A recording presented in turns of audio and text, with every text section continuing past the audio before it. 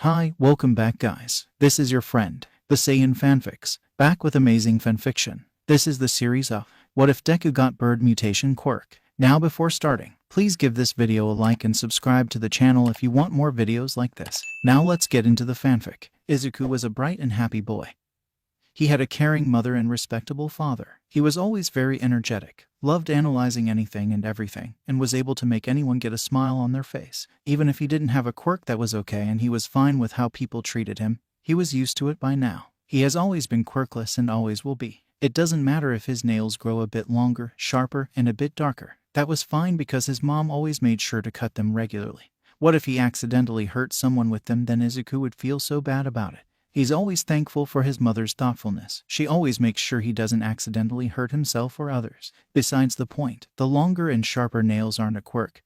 The doctor even said so. Some kids would ask about the two long diagonal jagged scars on his back. Izuku understands that they're just curious like he is, and if he saw someone that had these types of scars, he would probably ask too. He always tells people the same thing though. He's had them since birth. That's what his mom and dad says. They also said it was because of some sort of accident when born that they had to fix because it would have hurt him otherwise. Izuku's parents were just so kind and always made sure he was safe, so he would appreciate it if you don't ask about them again. It makes his parents upset and he doesn't want to see them sad.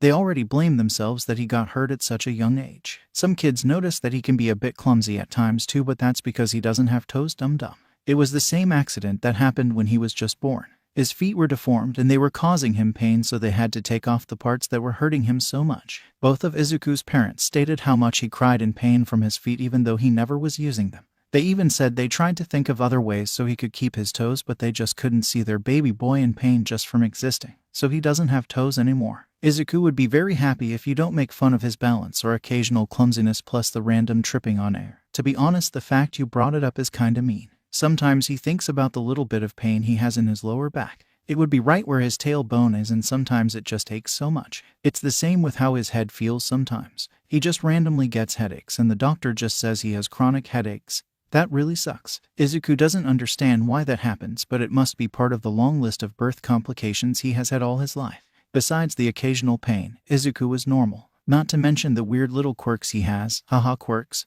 But really, Izuku loves fish, like really loves fish more than a normal Japanese person would. He wants it for every meal and usually always and forever as raw can get, but his mama doesn't like that, so he never really gets much fish. He also loves chicken a lot. He loves that raw too, but not as much as fish because fish is the best. Sometimes he just feels so hungry. It's almost as if he didn't eat at all. Another thing is that on occasions he just likes to make noises, like little songs or chirps and such. Izuku was told he acts a lot like a bird, and he finds that kinda funny because no one in his family has a mutant-based quirk, so it's not like he can get it from there. Anyways, back on topic. Izuku had a normal quirkless childhood and he was okay with that. It didn't matter that people made fun of him, pushed him, stole his things, covered his desks in mean words, and put spider lilies where he sits, because all of that stuff was normal. It didn't matter because he was used to it, and he also had his mom and dad. They always tried their best for him. If it wasn't for them, Izuku would probably not be here because of all his birth complications. He will always be quirkless, until All Might. Now he has a quirk even if it hurts him so much. It's a quirk, the thing he wanted to have all of his life, and now he has one.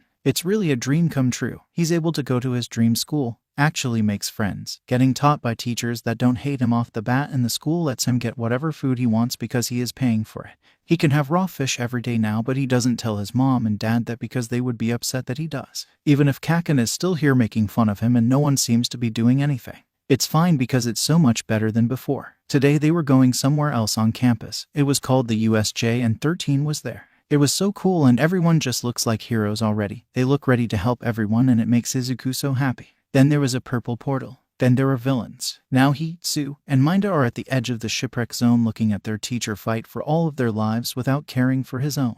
Sensei couldn't see it, but all three of them could. A villain trying to attack him while he was focused on the main hand guy. Izuku didn't want his teacher to be at more of a disadvantage, so Izuku did what he was best at. He moved before his head could think. Izuku jumped over as fast as he could.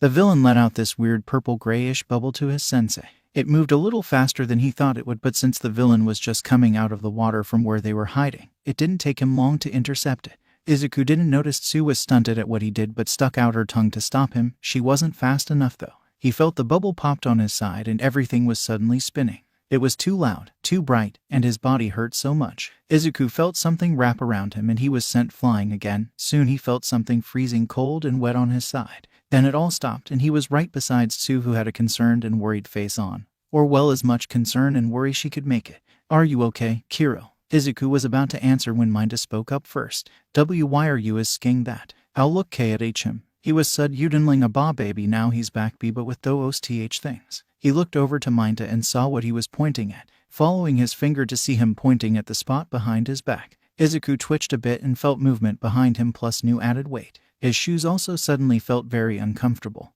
His hero costume also fell off now too, and were his shoes torn. Getting scared about what the random quirk could have done to him, he whipped his head around to look behind himself. One thing Izuku liked was the fact that he could move his neck around a little better than anyone else, so he could turn his head farther back and see. "Hero, Midoriya R, what the fuck is that?" Izuku quickly flapped the wings that are currently on his back and is just generally freaking out. This got both Tsu and Mineta to try to calm him down, but it seems not to be working in the slightest. The wings that are on Izuku's back are long and narrow, but they are big. They also seem to still have downy feathers on them, a really deep dark almost black-green color. He tries to turn around and holds his wings up a little bit to see them even better. What happened over here? Everything halted in Izuku's already spiraling mind. All of them slowly looked over to see the hand villain, Shigaraki, his mind supplemented, who was quietly stalking closer. He felt himself freeze on the spot, not knowing what to do. He's coming closer, and Izuku saw what happened to Aizawa's elbow when he touched it. Standing there unable to move, the hairs on the back of his neck on end, as Shigaraki is getting closer and looking more frustrated by the second.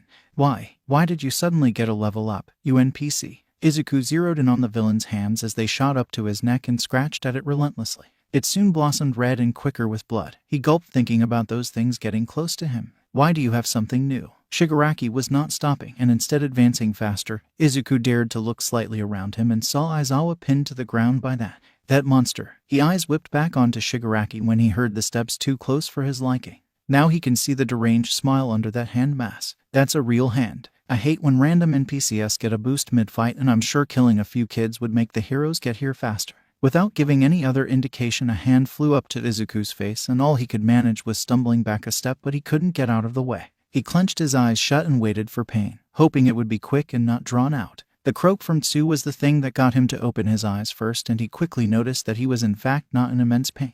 The second thing Izuku noticed was the fact Shigaraki wasn't looking at him anymore, but instead looking behind him at where Aizawa-sensei was at last. Eraserhead, you sure are so cool. Did you know that? The only thing that he could think that was saving him from a most likely painful death right now is Aizawa-sensei using his quirk, but Izuku saw how beat up and bloody he was. As Shigaraki turned around to go back to just watch Aizawa be pounded into the ground, Izuku lost the feeling in his legs. He fell onto the floor and his butt hit the ground. All he could do was stare at the villain's back as he walked closer to Aizawa-sensei. Aizawa, Aizawa. Before he could quite think about what he was doing for the second time during this villain attack, Izuku was flinging himself at Shigaraki, hoping to at least get one hit. He just needs one. As soon as he let the punch land, he felt his fist hit something solid, but it didn't move. He shakily looked up to see the beast that was on his sensei now standing in his way of the punch meant for his boss. "Oh, seems like you just learned that Namu has shock absorption. Too bad you're not as strong as All Might, but that would only work if you were around his strength in his prime."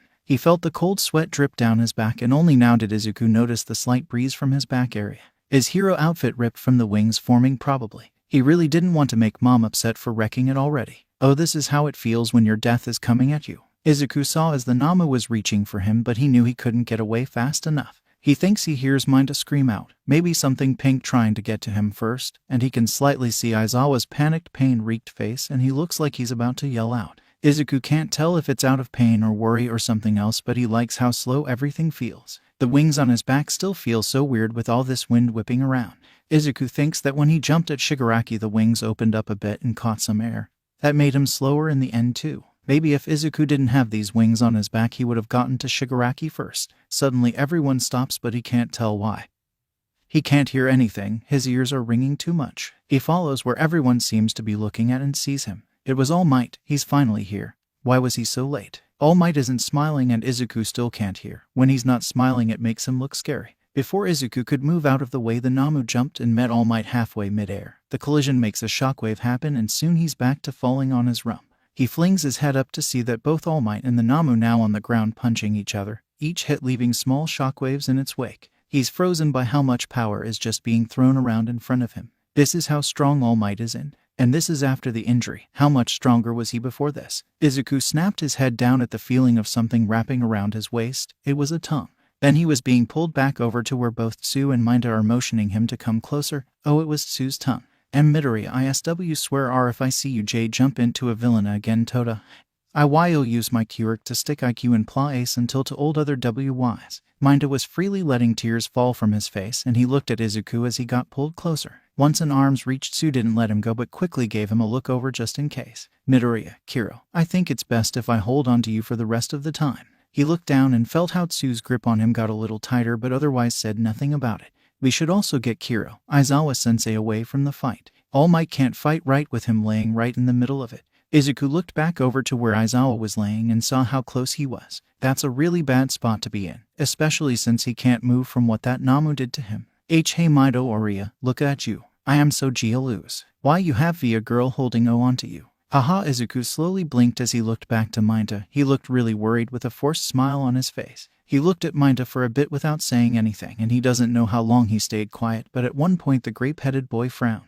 Why, you're not even gonna say anything to that? Ivrion at least shows some kind of reaction. Why, you are okay right? Tsu slightly pushed onto Minta's side to get him moving into the direction where Sensei was laying.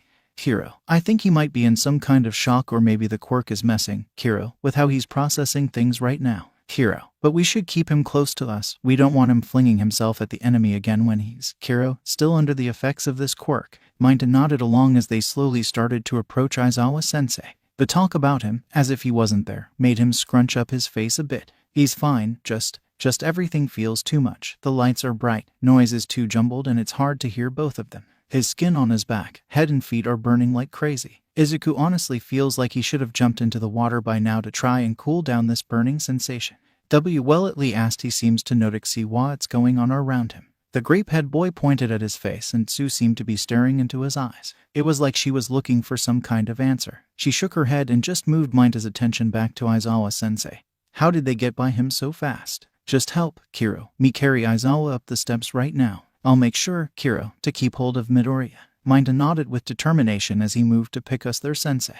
This seemed to spring Izuku out of his little zoning out phase as he went to help the two. Midoriya, are you able to help carry Sensei up the steps? I don't want you down near the main right at the moment, Kiro. Izuku shot a quick look back at the All Might but he quickly focused back on the most important problem. He scrunched his face in concentration trying to figure out what Tsu said exactly. I help. Aizawa. Tsu just nodded her head and let him carry Aizawa back up to the entrance. They didn't come across any villains on their way up. It personally felt like Izuku was wading through molasses. Halfway up the steps, both Minta and Tsu tensed as they focused on the center plaza, but Izuku was facing the wrong way to see. He also didn't want to turn around and just drop Aizawa. Didi, don't worry about I at mid-Mido. He heard Tsu croak behind him and a gentle hand gave a small squeeze on his shoulder. Yeah, Mido, don't worry about it, Kiro. All Might is still trying to figure out the Namu and we are trying to get Aizawa, Kiro, to safety. Let's focus on one task at a time, Kiro. What Asui said. They resumed the normal walking pace up the stairs. All the villains in the main plaza must have been dealt with by now. As they finally got to the top of the steps, an ear-piercing boom was heard echoing through the whole building. Izuku curled into himself while trying to cover his sensitive ears and not drop his sensei onto the unforgiving ground. He was already slammed into it enough times as is. Before he could lose all his grip, Izuku felt another pair of hands hold onto Aizawa. Don't worry, Mido, Kiro. I can help now since that all the villains seem not to care about us. With that, they were able to make it all the way to where 13 was placed and some of their classmates sat. They quickly bombarded them with too loud, it hurts, questions, and Izuku couldn't hold on to Aizawa anymore. He covered his ears and felt the wings on his back curl around him protectively. It felt very fluffy and comfortable. No one was yelling anymore, but he didn't want to get out of the nice safe place he created. He crouched down until he was able to fully fold in on himself, hiding as much of his body as he could. After finally being somewhere his body thought was safe, Izuku slowly began to relax and try to get a hold of his senses. It was very calming and felt like he was in his own little world wrapped up in their wings. A bit shocking that he could feel so safe with this weird quirk still affecting him, but Izuku isn't picky. He's safe. No one is trying to touch him. He thinks he can hear others nearby, but they sound familiar enough that he doesn't need to be nervous about them. Izuku doesn't know how long it took for someone to come up and try to talk to him, but now they are. The only reason he noticed them was because he finally focused back into his surroundings. Wouldn't that be called dissociating? Hey, Midoriya, are you there? He takes some deep breaths, then pokes his head out from behind the feathers. He quickly locked eyes with Mike Sensei. He looks a bit worried, but besides that everything else seems fine. Hey, there you are, buddy. Do you know where you are right now? Izuku took a little bit to discuss the words but nodded his head. USJ, attack, villains. Aizawa's knocked out. Aizawas knocked out. He was supposed to help them get Aizawa-sensei to a safe spot so they could check his injuries. Izuku moved his head around trying to look for the others. Hey, calm down. What are you looking for, little listener? Maybe I can help find it or them. He locked on Mike Sensei again. Right, if he was here that means the other teachers are here too. Aizawa, oh yeah, he's being taken to the hospital right now, okay. He'll be right as rain as soon as the doctors know what to help with. He saw how the smile Mike Sensei gave him was stranded and that his voice was a little tight as well. It makes him a bit nervous, but he can't help now. He doesn't know any medical knowledge at all. Hey, come on, little listener. We have to get you checked out too. That is if you can walk. I can carry you if you can't, or we can even have them come to you. It's all up to you right now. Mike Sensei said all of this with a kind and warm voice. It made Izuku feel very calm. He just decided to soak up the warm and safe feeling for a little while longer. He never really got much of it, but that was okay. I am pretty sure I can walk, Mike Sensei. He slowly got up and held out his arms trying to get balance when everything seemed to spin for a second. He also felt his wings spread out to help with his balance as well, but they were more throwing him off than they were helping him. Wow there, listener. Mike slightly grabbed onto Izuku's arm to try and help. It did, and soon he found his balance again. He smiled gratefully to Mike, and then they were off to the EMTs that were dispatched, with a bit of a limp because for some reason walking felt weird. As soon as he got to the medical area, people were trying to basically push him into the direction they wanted him to go. Too many hands were touching him and his wings felt weird when they touched them. They shouldn't be touching them. As quickly as they started to direct Izuku where they needed him to go, he was already screeching at them in more of a bird's defensive screech than an actual human yell. This seemed to shock the EMTs, and Mike just cringed at the volume, which probably hurt the other people's ears. He has something to help with noise dampening, so Mike is fine. It felt like something on Izuku's head was lifting up, and he could feel the feathers on his wings and back also lift up. He wanted them not to touch him so much. It was too much and he didn't like it, but Mike is fine. One pair of hands helping him stand and walk better is just fine. Thank you very much. Hazashi didn't know what to think when they got the message from All Might. He was on his way to the USJ mid-call and was saying they were under attack. Villains were there hurting the kids. His heart stopped because Hazashi knew that if the kids were being hurt, that either meant they got past both 13 and Shouta or they scattered them somehow. All the classes were informed to not under any circumstance to leave their classrooms, and if they have to, use their quirks for self-defense. All the teachers were on their way over with a bus, and they intercepted it along the way. The poor boy looked so tired and frightened. He gave a more in-depth report on what was happening at the USJ, and it was honestly making Hazashi worried. A warper, too many villains. The warper separating all the students from the teachers, and Ida didn't know if they were all still in the building or taken somewhere else entirely, let alone alive, but no one mentioned that line of thought. It made all of them stiffen up when Ida even mentioned a certain villain that didn't move or do anything the whole time, just standing there with a very weirdly built body that was a deep purple and multiple scars all over them. The rest of the ride there was intense silence as they all hoped that no one was hurt too badly, but they all tried to seem fine for the kid that was riding with all of them. Once they finally got there, all of them quickly got out. One teacher stayed behind to help the EMTs, police, and ambulances find their way here easier. They did have Recover Girl with them, and they all opted for her to start setting up a makeshift med spot for when the kids got out. They then quickly entered the USJ, and it was a nightmare. Villains were scattered everywhere, and before anyone could think, Snipe was shooting his gun into the middle plaza. This got Hazashi to notice the state All Might was in, and there were kids around him trying to help with the fight, but they were all walking away.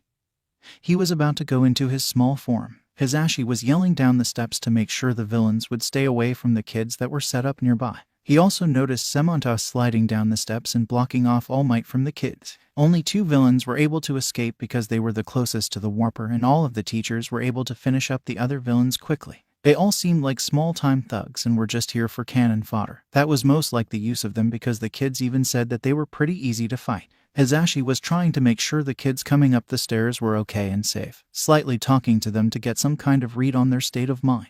It was a rough idea because they just got done with a traumatizing situation and most likely wouldn't show any signs yet, but it's just in case. He was so focused with the students coming up the stairs that he didn't notice the ball of feathers with the little group of students there trying to help their injured teachers. The only reason he noticed was because someone kept repeating one name, Midoriya. After so many times of Hound Dog repeating the name, he looked around and saw it. Besides Hound Dog was a big ball of feathers. They were a deep dark green and brown with specks of white near the tips of the wings or maybe under them. They also looked really puffy, maybe fluffy. They looked like new chick feathers that you could usually see on through those live Animal Watch channels and documentaries. It was weird, and also the fact that he thinks he sees a head of green hair in all those feathers. Midoriya, can you hear me? Azashi couldn't understand how this person could be the cute nervous green bean because, well, he doesn't have a mutation. The kid has a strength quirk, not any type of animal mutation or transformation. So trying to figure out what's going on, he walked up to Hound Dog to get some info. Hey Hound, what you doing? Mike was trying to be casual. It usually helped his mind in these types of stressful situations, especially after he saw the state Aizawa and 13 were in. Just act normal, Hazashi. You can break down later. Hound Dog looked back up to him with a slightly worried expression, but he quickly schooled it. This little pup is Midoriya Izuku. I can smell it's him. The other students that were with him said that he got hit by some quirk. Oh, so it was a simple quirk effect. The poor little listener was probably just overwhelmed by all the noises and senses he got. Birds aren't fond of loud, noisy areas like this to begin with if they aren't used to it. So the little listener was hit by some kind of mutation quirk. Might last for like a few hours, maybe a day at best, like a few days at worst. Nothing too bad, but does he have any injuries? He was always breaking his bones with all the strength he's got. He lets his normal chill but happy President Mike's smile drop down on his face. The kid was fine, and Hound Dog must just be worried about the kid's mental state right now. Hound Dog would be rushing over to the medics if he was hurt badly or something else bad. The thought was proven wrong from when he noticed how tense Hound Dog was. How he was holding himself by Midoriya, like he was ready to jump away at any moment, like the kid would attack him. That's not right. He's so tense and on guard around a kid. A kid that was in the hero course and also probably only hit with a mutation quirk. No, he was hit with something else. This made every thought in Azashi's head freeze. Then why does he have? I can see the question on your face, Mike. I'll tell you all I know right now. I already called to tell Nedzu what's happening with the pup and also Recover Girl. They will probably need a quirk specialist and find which villain used their quirk on him. Hazashi blinked a couple of times, but after letting his mind catch up with the info that was given to him, he nodded for Hound Dog to continue. The students with him, Minta and Asui, they both state that Midoriya turned into a baby after getting hit with a quirk that was aimed at Aizawa while he was mid-fight with a villain. Asui said she thinks he's named Shigaraki, who had a deadly disintegration quirk. The thing is, after being hit with the quirk, he suddenly had little wings and his feet changed, and he looked like he just gained a mutation quirk from the quirk that was just used on him. That's a weird quirk, but usually de-aging quirks all vary, mostly only last minutes or a few hours if they go that far back. Very rarely would you see a quirk that de-ages someone that young and see it lasting for a day or more, but there were some that existed. So if Midoriya was affected by a de-aging quirk, what's with the wings in? Hazashi then saw the very sharp talon-type feet poking out of the feathers, and the other bird features on him. Shouldn't they have, gone away by now? Hound nodded but turned his attention back to the kid. Yes, that's what I thought, but they said that they stayed and that even Midoriya was confused by it. They move all on their own, and Asui even mentioned that Izuku looked more comfortable with them on, but he seemed to be bothered by all the noise. Hazashi nodded along to all the information that was given to him. He knew quirks well enough. He was very good at taking them apart and learning how to use them, so he can maybe help a little bit before the specialist gets here. It can hurry up the process, and that's probably why Nedzu and Recover Girl were trying to get others to help. Asui said he started to space out more and lost focus after a certain point. It was most likely due to shock, because she even mentioned how he almost had the disintegration quirk used on him, but Aizawa was able to stop it before his head was smashed into the ground again. That's why I'm here, trying to help ground him again, but it seems that nothing I'm doing is working. Hound Dog looked to be getting a little annoyed, but not at the little listener, but just because he couldn't help. This was the man's main profession besides hero work, so of course his anger was a bit high, especially after what they all had to go through with this attack. Azashi stood there a bit, trying to think of ways to maybe help. He has helped some students in the past with this type of thing. He's pretty sure all the staff in UA knows how to handle this type of thing, but most likely not all might. Can I help? I've had the little listener in my class, and he seemed to like me a little bit more than the others he already had. I mean, he loves all his teachers, but he seemed more excited with me, if that makes sense. That way you can cool down a bit. Don't want you to go all growling on us now, do we? Hazashi gave a wide smile, but he knew that Hound Dog knew it was all for show. This man could read people well enough to know when they are feeling an emotion, but at least he doesn't call Hazashi out for it. Hound huffed but got up from his spot. Yay, that's probably for the best. I don't want to accidentally scare the little pup and just have him further into that mindset. I'll see how the other kids are, then see if the others need help with the villains. Might need to sniff some out from their hiding spots. Hisashi nodded and quickly took the place Hound was just at. If he can help, then maybe he could get the kid over to the medics faster. If they walk over, then they know that the kid should. That's a big should be okay with people near him. He gave a look over Midoriya and noticed where his head was in the feather fluff. He could probably talk closer to his head or more in the direction of his head so he could hear better behind all that fluff. It was very cute fluff too. Midoriya, can you hear me? I know a lot has happened, little listener, but I can tell you where you are right now. That will help. Right now we have heroes grabbing all the villains and putting them away. The villains are all cuffed and can't hurt you or your classmates anymore. The time. I don't have anything to tell the time, but I can confidently say it's a little past lunch. Hisashi kept talking like that and hoped his voice was helping the kid in some way. He had to shoo off some annoying paramedics that wanted to touch him and check him, but Hisashi wasn't having that. The little listener needs to be present so he could understand what's happening. He could go into another state of panic if people suddenly touch him. Hey, Midoriya, are you there? Hisashi zeroed in on the small movement that was made. It was the first time the kid had moved in a while, and then he saw Midoriya's face. His cheeks were stained with tears and his hair looked more of a mess than normal. There are some feathers in his hair and there were 1 or 2 feathers near both sides of his eyes, and Midoriya also had the black markings hawks by his eyes. That doesn't even cover all of the feathers at his hairline, but Hisashi can ignore that for right now. The kid needed to know that nothing was wrong. If Hisashi starts to freak out, then so will the kid. He was able to lock eyes with the little listener, so that means he can see him. That's really good. Hey, there you are, buddy. Do you know where you are right now? Hisashi put on a calm but bright smile and waited for the kid to show some kind of answer. Usually after someone comes out of shock or a dissociating episode, they can take a couple seconds to answer. They just needed a little bit more time to think is all. He watched as the green bean started to think of his answer, and Hisashi saw the panic emotions behind those slightly unfocused eyes. Kid must be remembering the attack and what was happening. It was also his little group that was trying to protect Aizawa, so Midoriya quickly started to wipe his head around to try and find something, not something but someone. He must be worried about the others that were with him, and the condition Aizawa was in was also not that great. Positive thoughts, Hisashi Yamada. Positive thoughts help. Hey, calm down. What are you looking for, little listener? Maybe I can help find it or them. He needs to try and get the kid to calm down and get to know if he was looking for the next fight or the injured would help with that.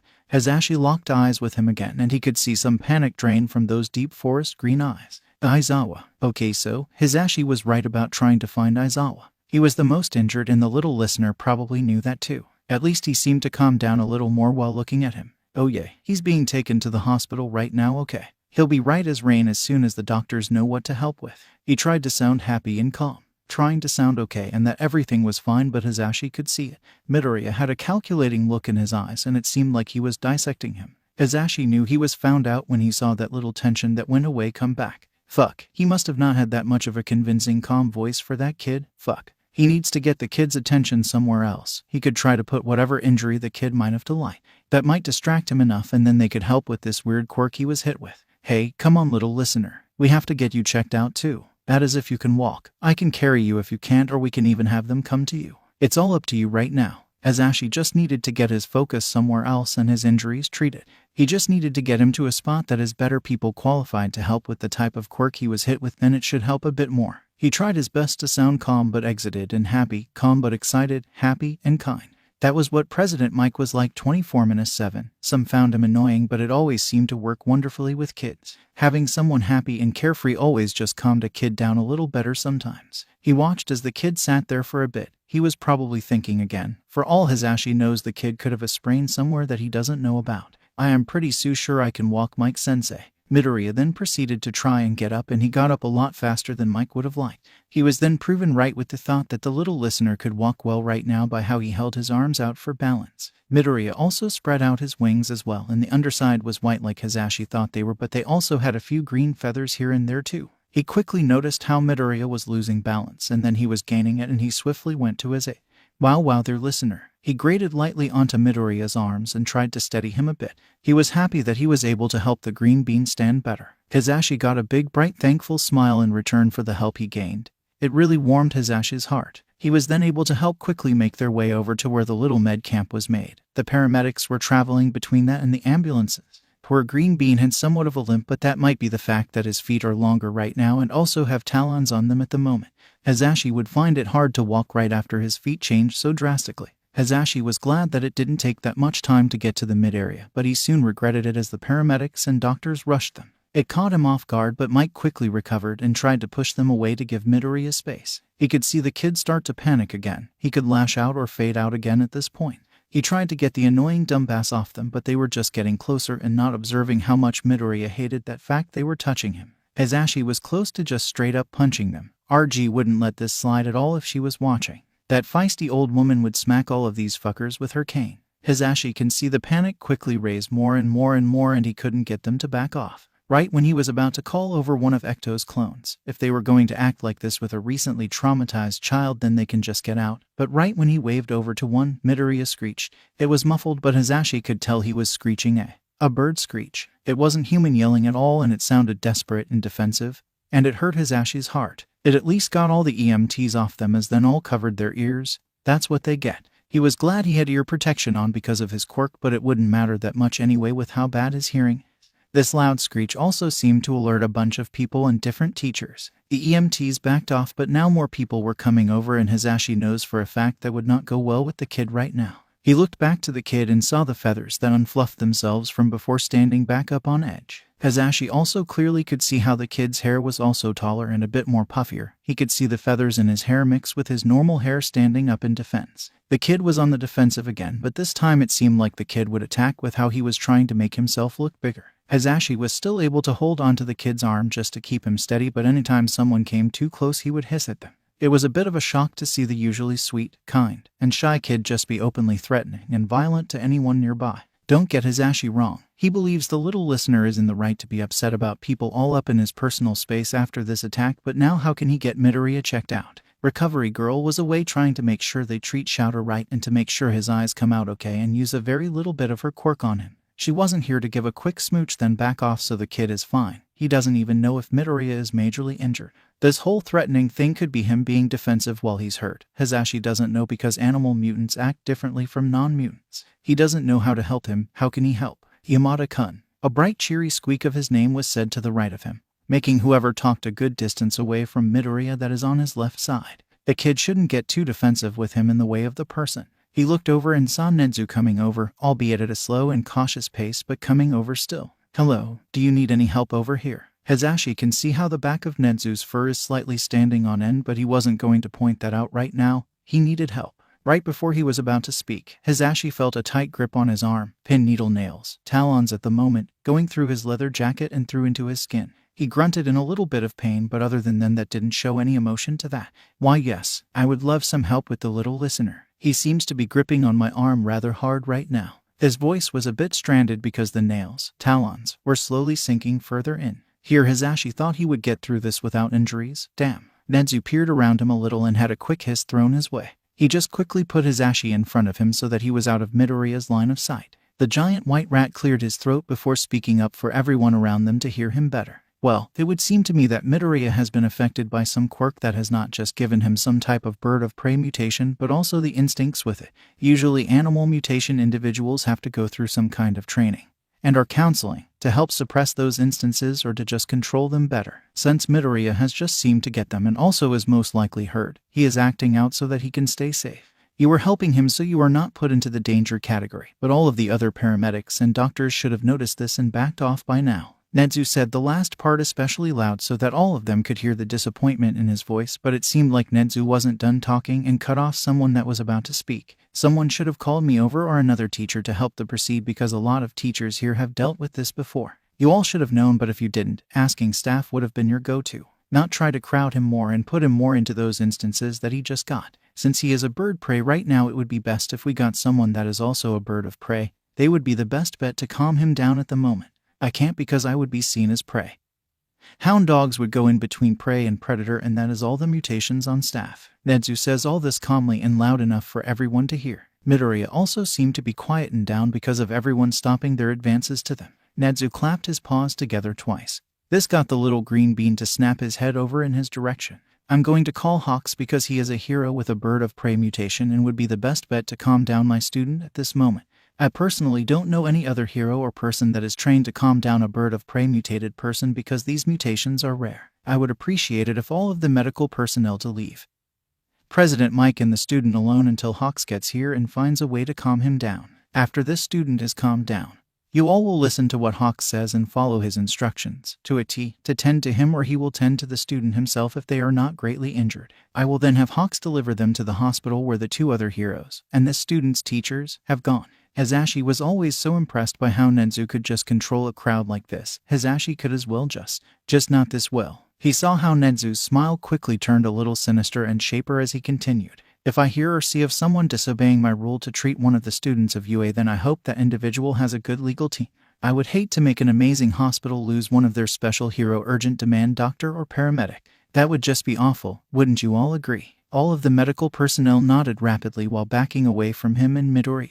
Finally having room to breathe, Hasashi let out a low sigh. These people really shouldn't have gotten of Nezu's bad side. He might not be human, but he hates when others treat his students with disrespect or indecency. Nezu shot him a quick but what seemed to be an apologetic smile as he slipped his phone out of his pocket, already calling the number 3 hero to come down when he could. Hasashi knows for a fact the winged man was probably going to take a little bit, getting the call, learning about the information, finishing up his shift, or coming right away, having to call his agency so they know what is going on. So many things that poor number 3 will have to do just to come here and help Midoriya, but he can wait. Hasashi can wait hours if it means that his student will eventually calm down enough to get treated and put into the hero ward where he will be safe and hopefully with competent doctors and nurses. If there isn't any, then Hasashi will sue them himself because this is just ridiculous. He's pulled out of his thoughts as he feels the grip on his arm slightly loosen, but that also leads to the nail digging into his arm to undig themselves a bit.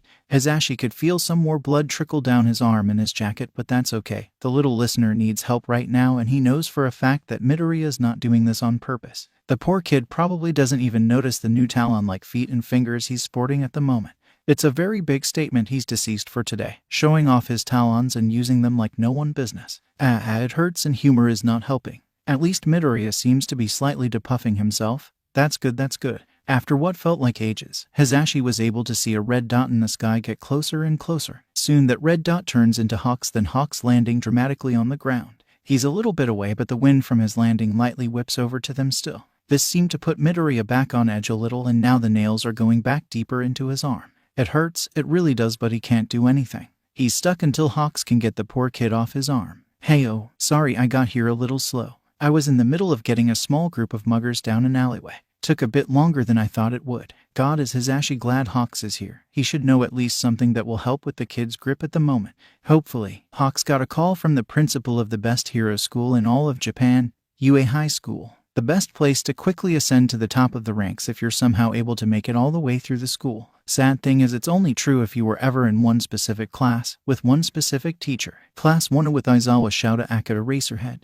He was one of the hardest people to impress and to convince you belong. He could tell when someone was really suited for this line of work or not. Let's not skip over the fact that the person he got the call from, Principal Nezuaka the educational hero, Nezu, pronounced the same way as his normal name. Nezu called him in the middle of something and was told some very interesting information.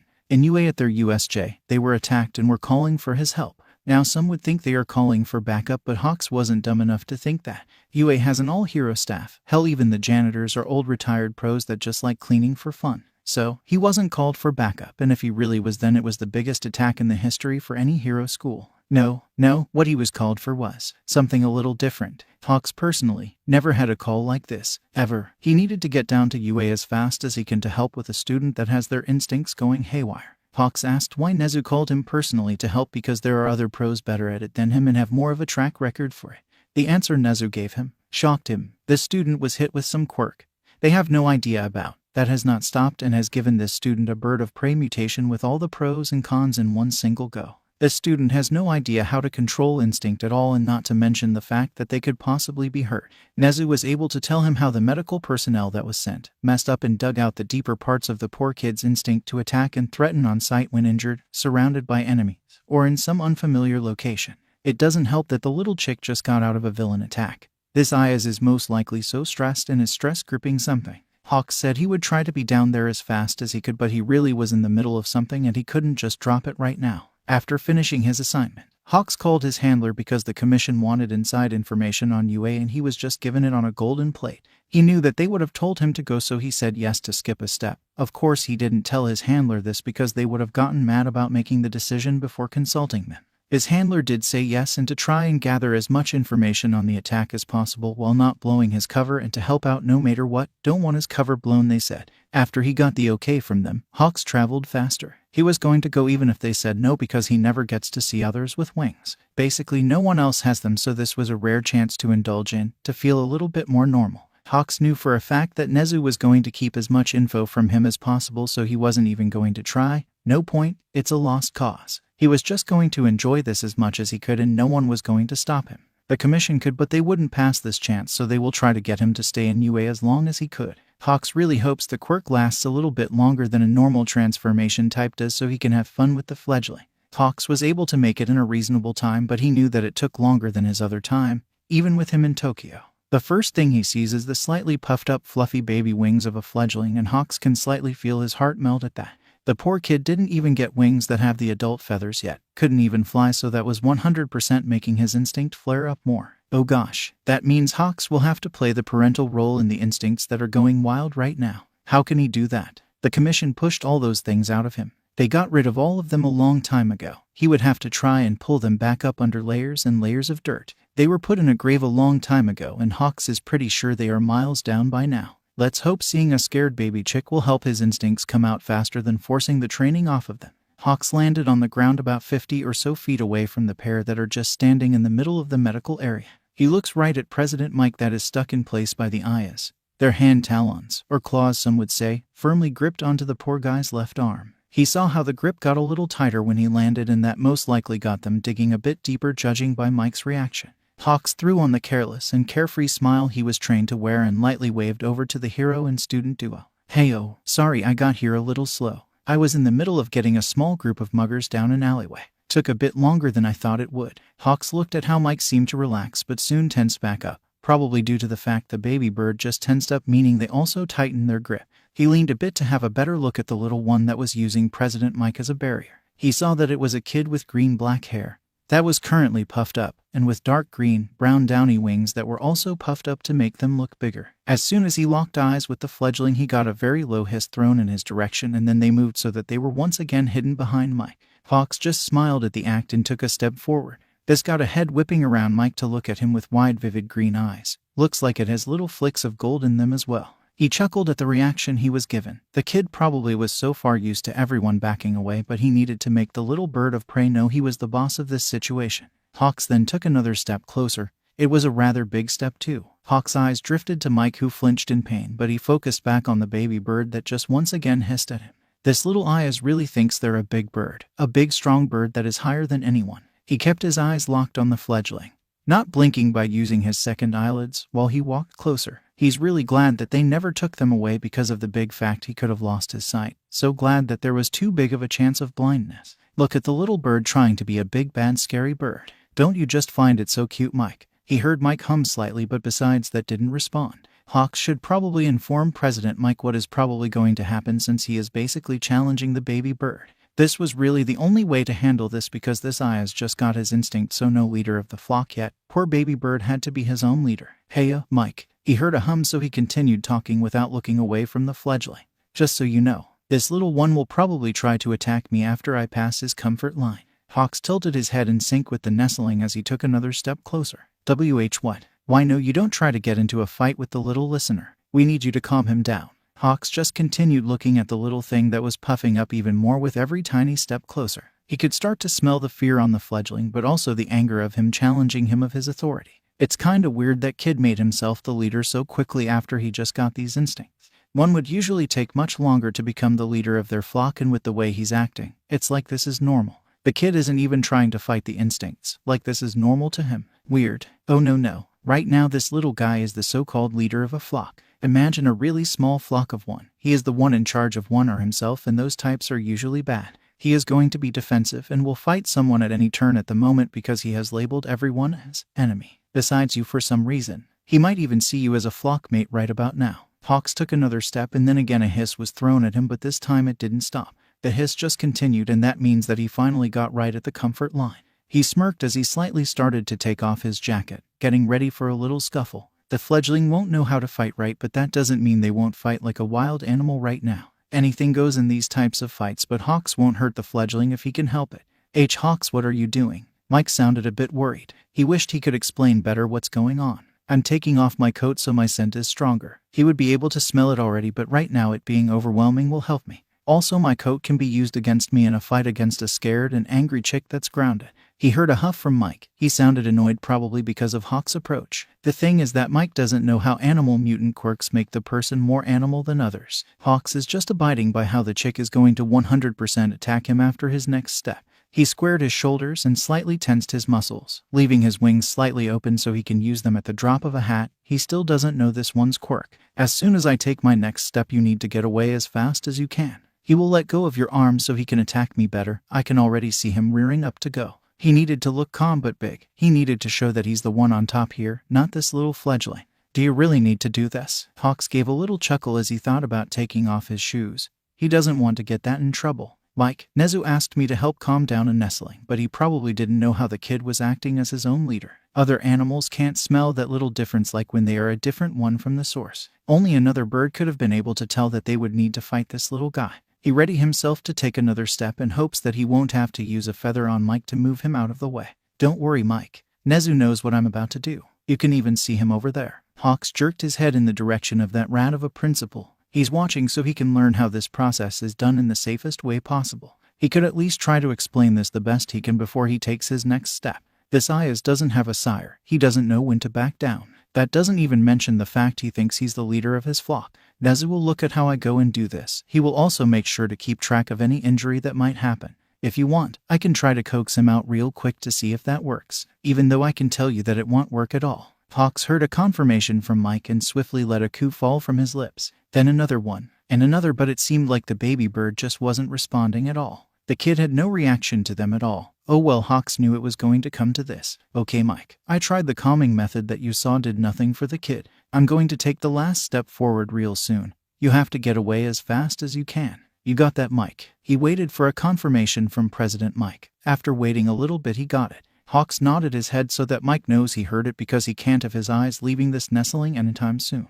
After having to stare down a little longer, Hawks took that final step and all hell broke loose. The green fledgling grew extremely loud, screeching an attack at him. He saw how the little thing shot forward to him, faster than he thought the fledgling should be able to move. A little spark of green could be seen from his feathers. Hawks dodged out of the way and quickly checked to see that Mike did get away. He then brought up his arm and stopped the nestling from trying to claw at his face. It would have effectively shredded his face if he didn't stop it. He grabbed one of the kid's arms and flung him to his left. He saw how the eyes seemed to be natural with his moments, like this was perfectly normal and not different. Others wouldn't act like this. They wouldn't know how to move their wings like this little one to help him get just a little faster. Hawk slammed his hand into the side of the arm that was once again trying to go for his face. He then decided that this should be enough for the fledgling to know the difference in power. Hawks grabbed the back of the kid's neck and lightly slammed him into the ground. He hopped onto the nestling back and was able to pin the wings to the kid's back before he started thrashing too much. The Aya's arms were still free to move around and they were thrashing about. Hawks could tell the kid was trying to reach him. He was able to get his leg a bit, but he was also able to pin his arms under his legs.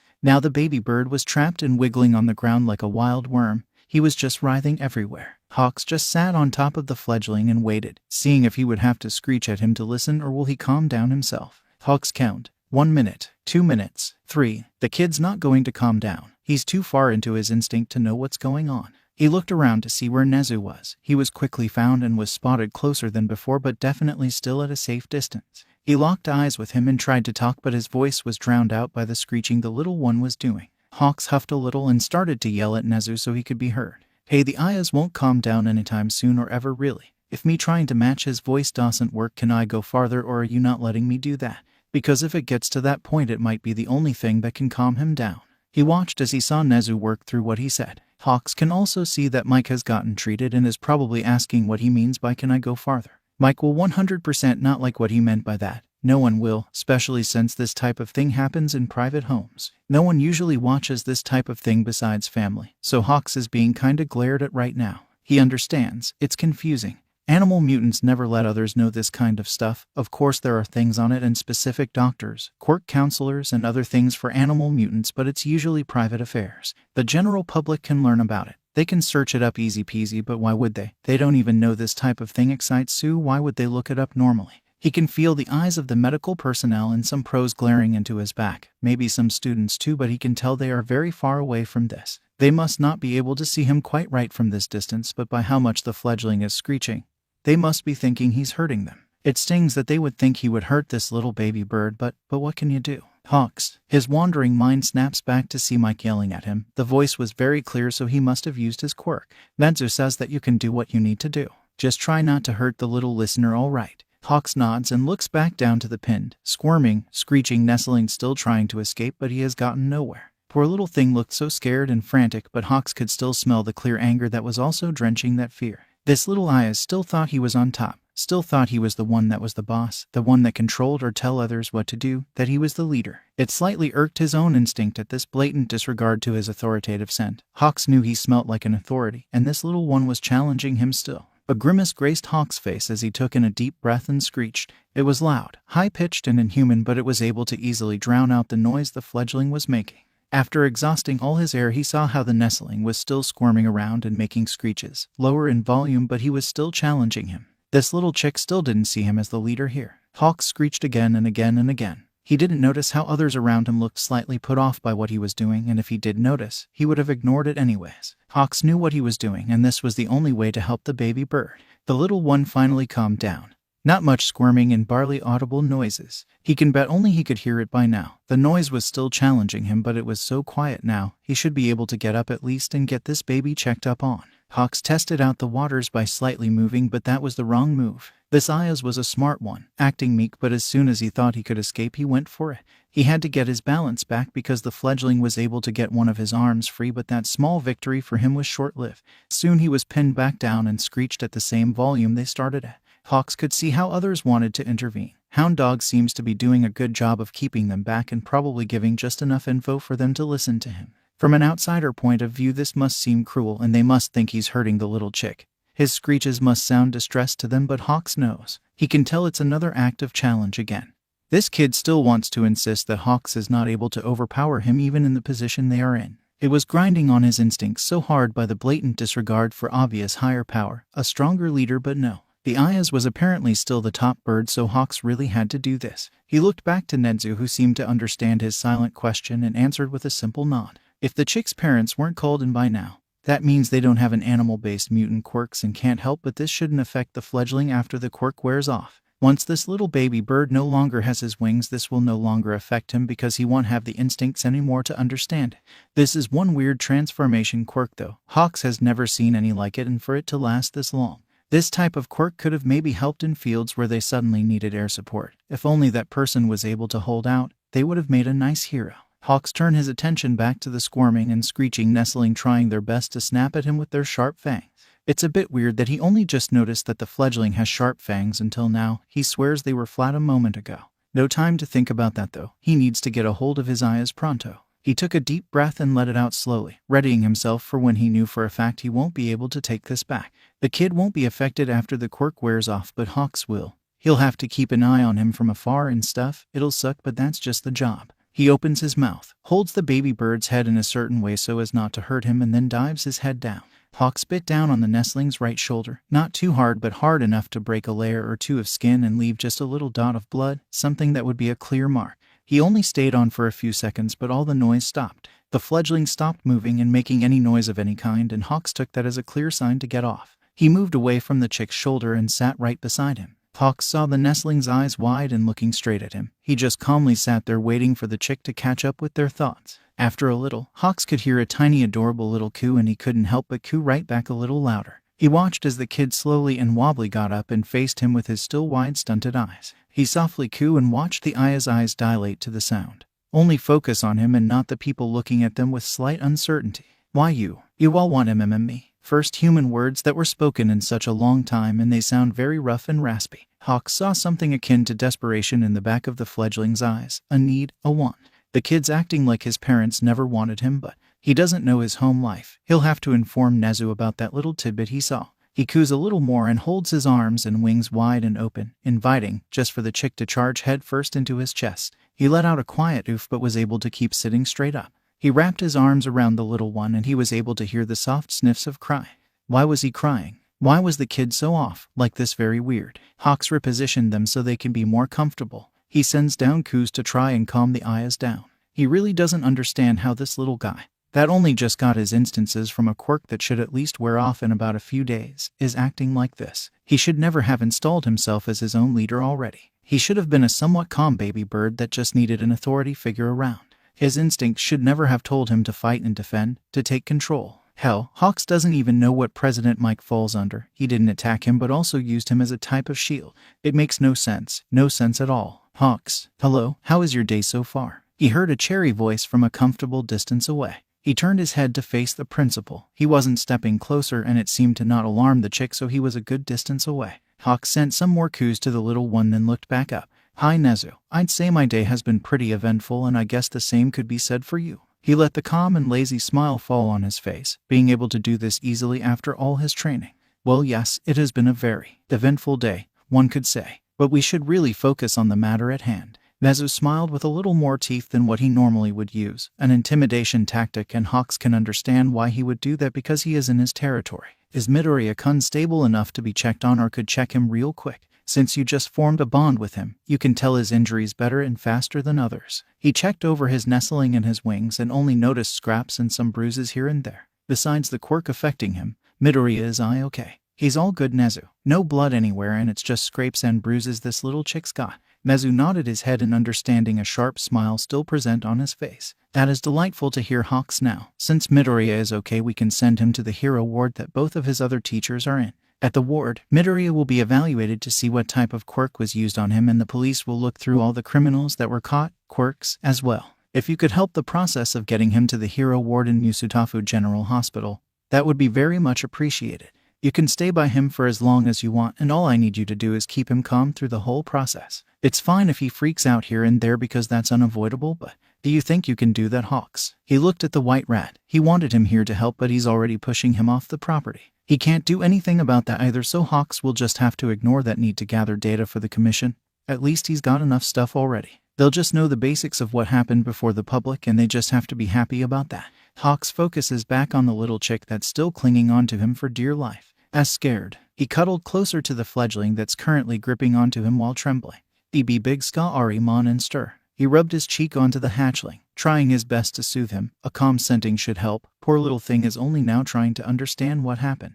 I know, baby bird, Hawks quietly said, not wanting others to hear. C could have VDD died. At those words he felt the wet tears on his chest and he felt his stomach twist into knots. His hatchling would have died before he got here, before he was even notified. He really has marked this little one, hasn't he? Hawks needs to keep the commission away from him. I know, chick. I know. Just focus on my breathing. When you calm down enough, I'll take you somewhere safe so they see what quirk affected you. When Hawks looked down, he was met with those deep Viridian eyes. In nest. He felt a little pain in his heart, knowing for a fact that they are not going to a nest. No nestling, but I'll be right beside you all along the way. The kid just nodded and buried himself closer into his chest. It really was weird that Midoriya was acting like this. Usually when others randomly get instinct from a quirk, they will fight them to the point that it could hurt themselves. Since it goes against how they normally think, it makes sense everyone fights it, but this kid is acting like all of this is normal. It's weird. It was one hectic ride and cool down, but Hawks was able to manage it.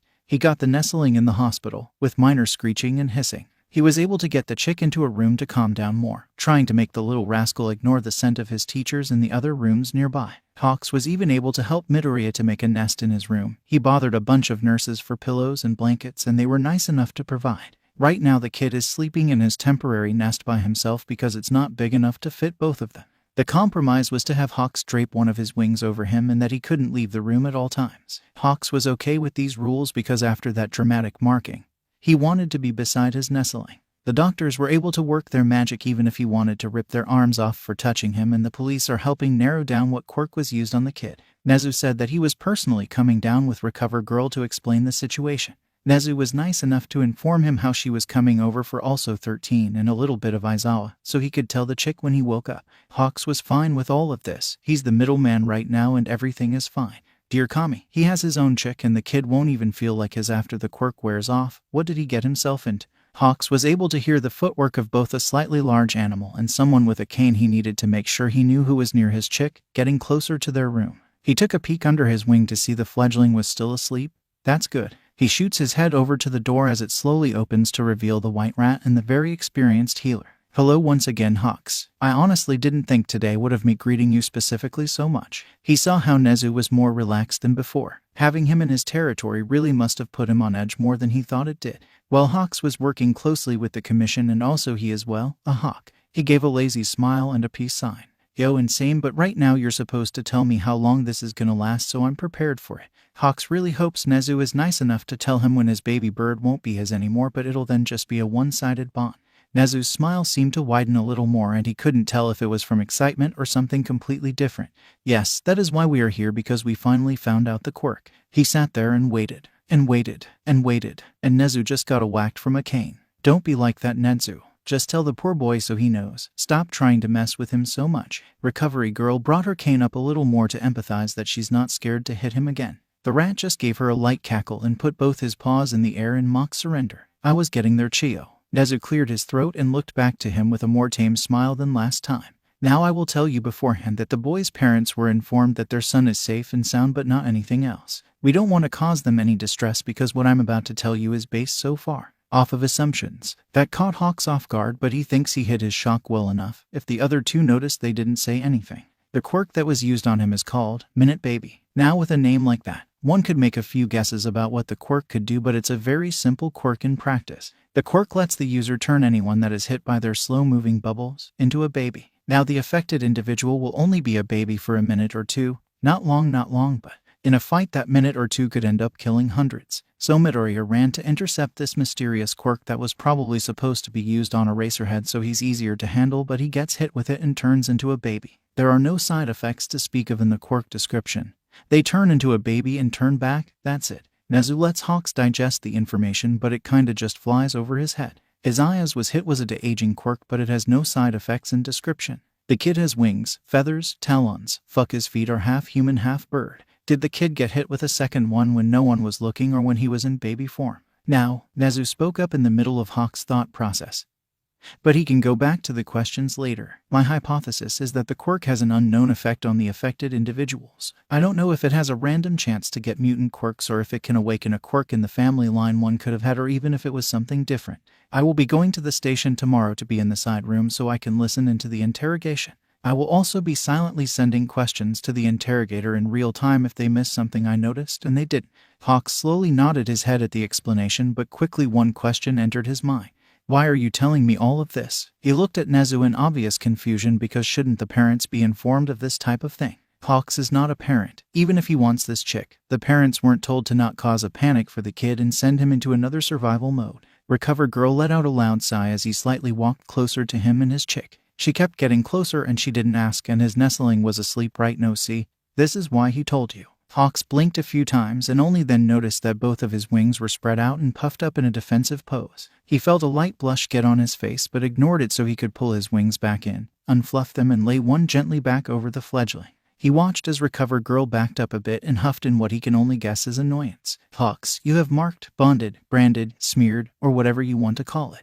You have done that, so in your mind this is your child. You can't change that. He can't change that. No one can get that out of her head. If Midoriya changes back, that doesn't change that. He won't feel it, but you will. RG gave him a slight glare and pointed her cane at him. Me and Nezu both know this. Nezu is a straight-up animal, and over the course of my whole life I studied many different forms of medicines for all of my patients. We know that you would be nothing but a nervous wreck without this information, and you're basically his substitute parent until the real ones get here. She turned her back to him and walked back over to where Nezu stood. RG turned back around and gave him a little sad smile. You will most likely need to talk to the parents in some way. Both me and Nezu will try to explain the situation to them. Maybe you can get some type of schedule to be with your chick then. With those final words from RG, she left the room, leaving him with Nezu. Nezu gave his normal bright but slightly unsettling smile. It never looks like it's supposed to be on his face. I am also a little worried myself. For a split second, Hawks saw doubt or true worry cross the rat's face. Nezu then looks down at the floor with a contemplated face before looking back up with more of a neutral expression. I have a theory about this that is very, let's say, undesirable, but I'm not putting it off the table just yet. That is another reason the Midoriyas are not being informed about his condition at this very moment. Besides, we do not know what is going on at all. I will say, it is quite the puzzle to figure out. Nezu calmly turned to the door and began to walk out, but stopped before he left the room fully. Hawks gave Nezu a calm look because he knows for a fact this rat knows he's always wearing a mask. The look in Nezu's eyes is hard to read. It makes him unsettled, but he can't tell why. Something about those parents gets my fur standing on end, but I don't know why. Not yet. I will not let anyone hurt my students, so until I'm satisfied, I am keeping an eye on Midoriya and his parents a little more than normal. When the last words left his mouth, Nezu was gone. The words that were thrown at him were slowly digesting, but Hawks didn't know what to think about them. He takes a deep breath and holds it for a bit, then releases it back out. He checked on his nestling to make sure everything was okay, then went back to the conversation that he had with Nezu and Recovery Girl. It was a lot to think about, and also the fact that he was able to get in touch with his instinct again after so long. Hawks is a little worried about how that might affect him. He's heard horror stories of when animal-mutated individuals finally indulge in their instinct after so long. It's like trying to hit a target in the pitch dark. You never know how one will react to it. Some will crash, don't know how to function right, and need to learn things all over again. Some will lash out, and other times they will attack anyone and anything they see like a feral animal. So many awful outcomes, but usually if it involves a child, they will mellow out faster but be deathly protective of them. It was something that the commission ignored when they made him push them down into a neat little box. Why would they care about it when they thought that their little soldier would never open that box again?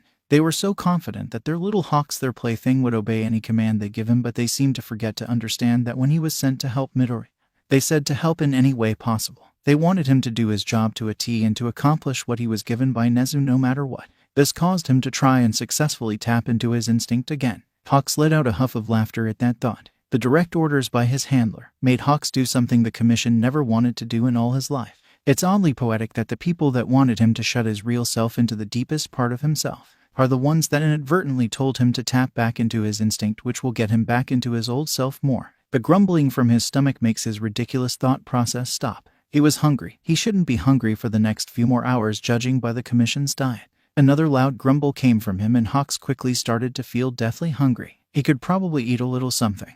The only thing popping up in his head to eat is meat. Meat, raw meat. Red, fresh, still bleeding raw meat. Hawks gulped a bit at the thought, and the hunger pain grew worse. If a nurse or doctor thinks he's starving himself by the way his body is acting, they will force him to eat something.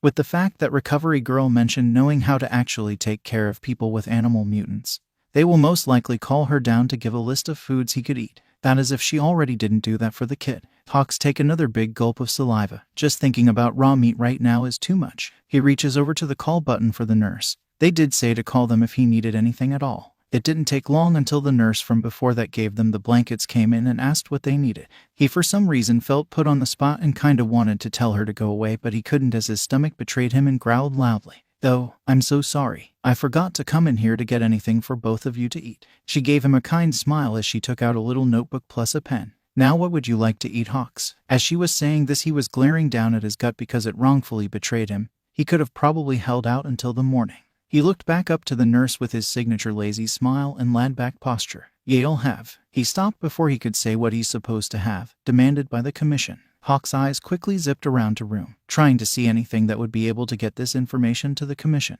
He gulped a bit and tried to make his mask fall back on, but he can tell that she noticed that change. "I'll have." He stated that last part quietly and slightly looked around the room again, but the nurse just smiled all the while. She wrote it down like it didn't matter at all, like what he ordered was normal or even expected him to order it. "Okay, good. That was one of the things that is needed in a bird of prey diet." She gave him a beaming smile, and Hawks was right. RG already told them what they both needed to eat. Was she going to report back to RG if he didn't eat right? He'll never know. "I'll give both of you something you wanted. We already found that Midoriya is underweight and is missing some very important vitamins that just so happen to be what is in raw meat, raw fish, and what a bird of prey would need, and not to mention some vitamins that are too high for my liking as well. It's very interesting to see that the young boy is for some reason showing signs of what a normal bird of prey would have starved for a little, then shoved the wrong food down their throat basically." She started to talk slightly under her breath as she turned towards the door. "He needs so much more vitamin D and B2. He also will need more calcium, but maybe some fish could help with those in his oath." She soon left after that, and he couldn't hear the rest of what she was saying. The chick was showing signs of starvation, but specifically what it would look like normally for a bird of prey. Everything about this Ayaz doesn't make sense. It's like he actually has a mutant quirk of something. It just doesn't make sense though, because Hawks knows for a fact that Midoriya didn't have any bird traits before today. Just what is happening to his baby bird? Enko and Hisashi were on their way to the hospital for their son. They were both told that their son got hit by some quirk and are doing an investigation on whose quirk hit him, but they were assured that he was okay. If he was okay, then they could take him out of the hospital and in their home so they could take care of him better. Thinking about the doctors looking at their son's surgery scars always puts both of them on edge. They never wanted them to get the wrong idea and look too far back into his medical history. Their precious baby boy had something wrong with him and they didn't want him to get hurt, so they both decided to get rid of the problem. That thing should have never been born with them in the first place. Her poor baby boy being born with so many birth defects broke her heart so much. That is one of the main reasons she never liked talking about it to anyone, so no one will ever look too deep into that thing's past. Her and Hisashi were about 20 more minutes away from the hospital. Oh, she honestly can't wait to see her mistake-perfect son safe and sound again. They have everything set up at home to make sure he's going to be taken care of if needed. They of course made sure they could get into his room at any moment because he recently found a way to lock it. Hisashi discovered that little thing about a day or so ago. Love, calm down. Enko looked over to see her husband monster with her eyes slightly wet with tears. We couldn't come in yesterday, so we are coming in today. It's better a little late than never, right honey? Hisashi was trying to keep his eyes on the road, but he did a quick glance over. She tried to keep her breathing, even that quick glance over set her panicking. Enko was always so anxious and nervous all the time, and with Izuku in the hospital, that was not helping it one bit. I know, but I just worry, dear. You know how I get. It's also so late into the evening. Enko put just a little bit of a whine into her voice. Even alone with her husband monster, she still acts. One must never be relaxed with their acts. If one gets caught, that could be the end of the show. Curtains closed when all the actors are still on stage. She saw the eye roll out of the corner of her eye. Hisashi is supposed to not show much negative emotion. It's only 1:24 p.m., love. We will be able to get Izuku and come home in time for lunch, and no one will have to worry about the scars or the habits or coups. Nothing. Izuku will be safe at home where we can help him be normal again. Enko looked out to the road that was busy because it was right on time for rush hour. This is why she said they shouldn't have gone into work at all today. This is why I said he shouldn't have gone to that school for heroes. She huffed in annoyance. Everyone needs a break from the acting and they won't get on the stage until later. I didn't know he was going to unlock some random part of his quirk, Enko. You can't blame me for that. I also thought if he had his dreams crushed by heroes he looked up to, then he would give up easier. He might have even been able to help me with people that he used to be like. A slight chill ran down Enko's back, but she ignored it. Imagining all of those things in one place gave her the creeps.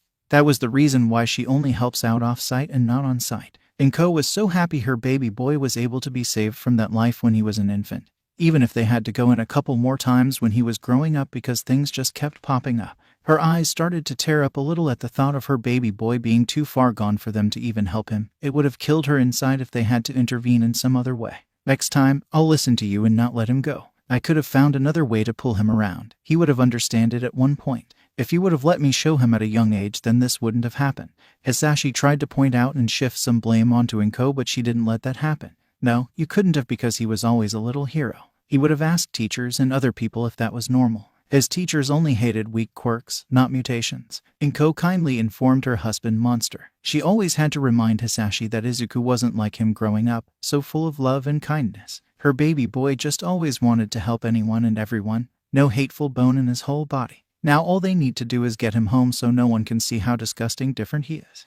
Nedzu was so far having a nice day, unlike yesterday. Aizawa woke up and Chiyo stated he needed about one more day of normal healing and regaining energy to get the quirked healing. Aizawa didn't like it that very much and even tried to escape back to his house, but luckily for Nedzu, Yamato was only down the hall and quickly trapped him onto his hospital bed. 13 on the other hand seemed to still be knocked out after their surgery. That's understandable though, because they almost ripped themselves apart with their own quirk, and Aizawa is known for his quick recoveries. Nedzu will probably recommend a few more therapy sessions than what 13 usually gets. He doesn't want them to relapse into bad habits. The last time 13 almost hurt a civilian, but now they might get nightmares about their quirk killing them again. Maybe some time off of hero work will also help. He will figure out what needs to be done when they get there. Right now the time is 12:30 p.m. and he is sitting on the observation side of the two-tone glass waiting for the one who used their quirk on one of his students. The interrogation will be done by Detective Tsukachi, and Officer Sansa will also be present. Nedzu himself has a little ear radio for himself and Tsukachi.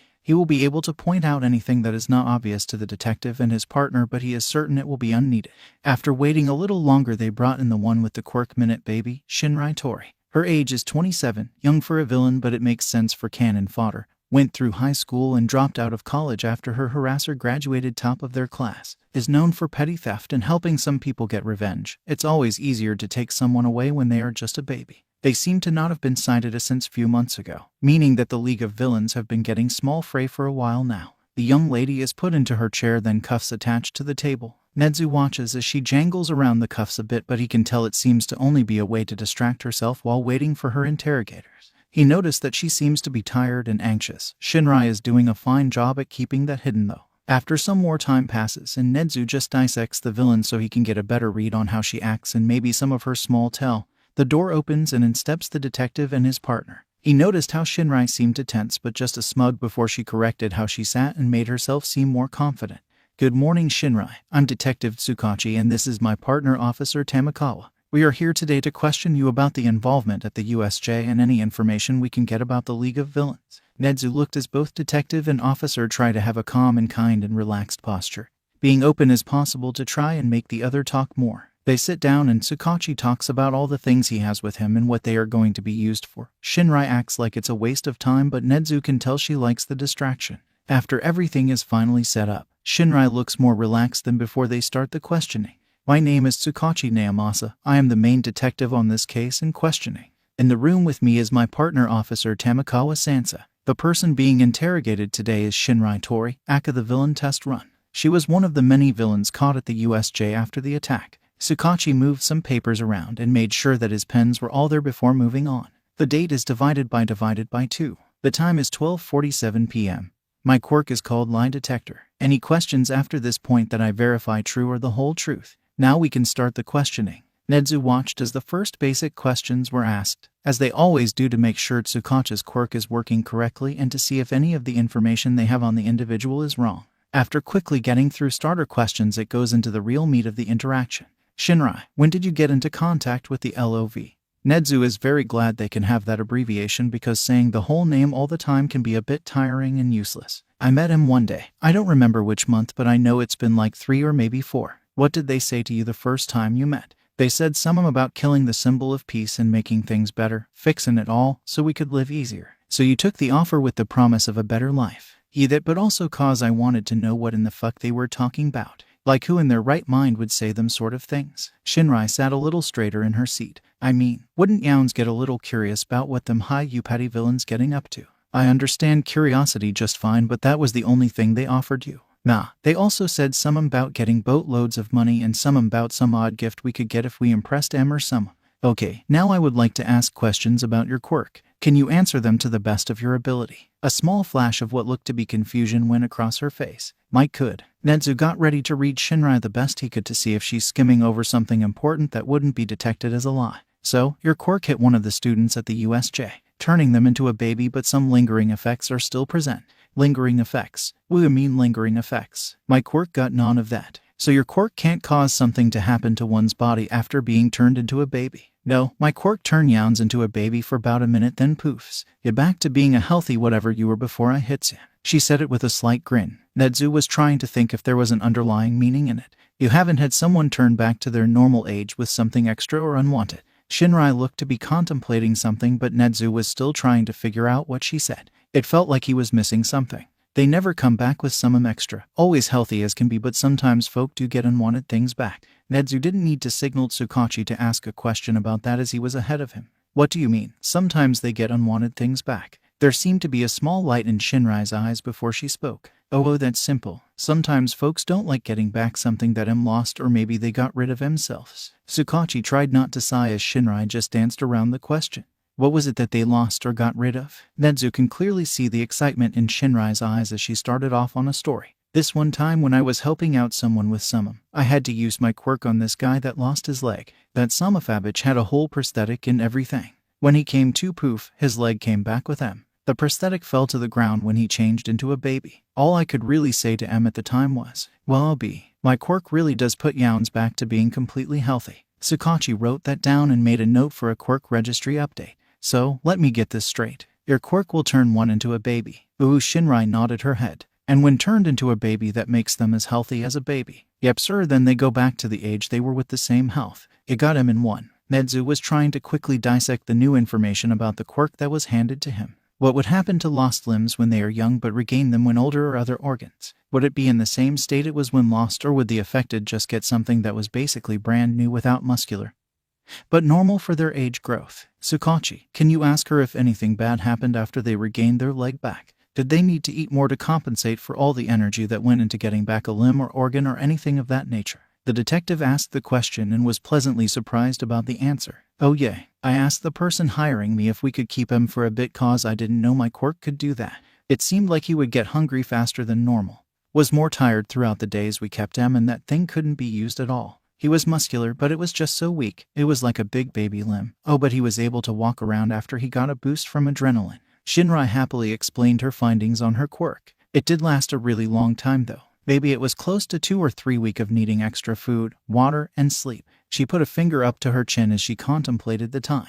Sukachi, can you ask if anyone got mutations back like scales that were removed, feathers, anything that could be counted as mutations? The detective directed the question back to the villain and she took her time to think. Nezu thought up some scenarios that this quirk could come in handy. It was a deceptively powerful quirk, granting the user the ability to get away quickly, get the upper hand, capture individuals without much notice, a healing potion, regeneration of limbs, and fixing one's health. This was an overpowered quirk if Nezu has ever seen one, but it was pushed to the side because she just never turned someone that was in bad health or lost a limb. This was an amazing power that was perfect for offensive and defensive and healing.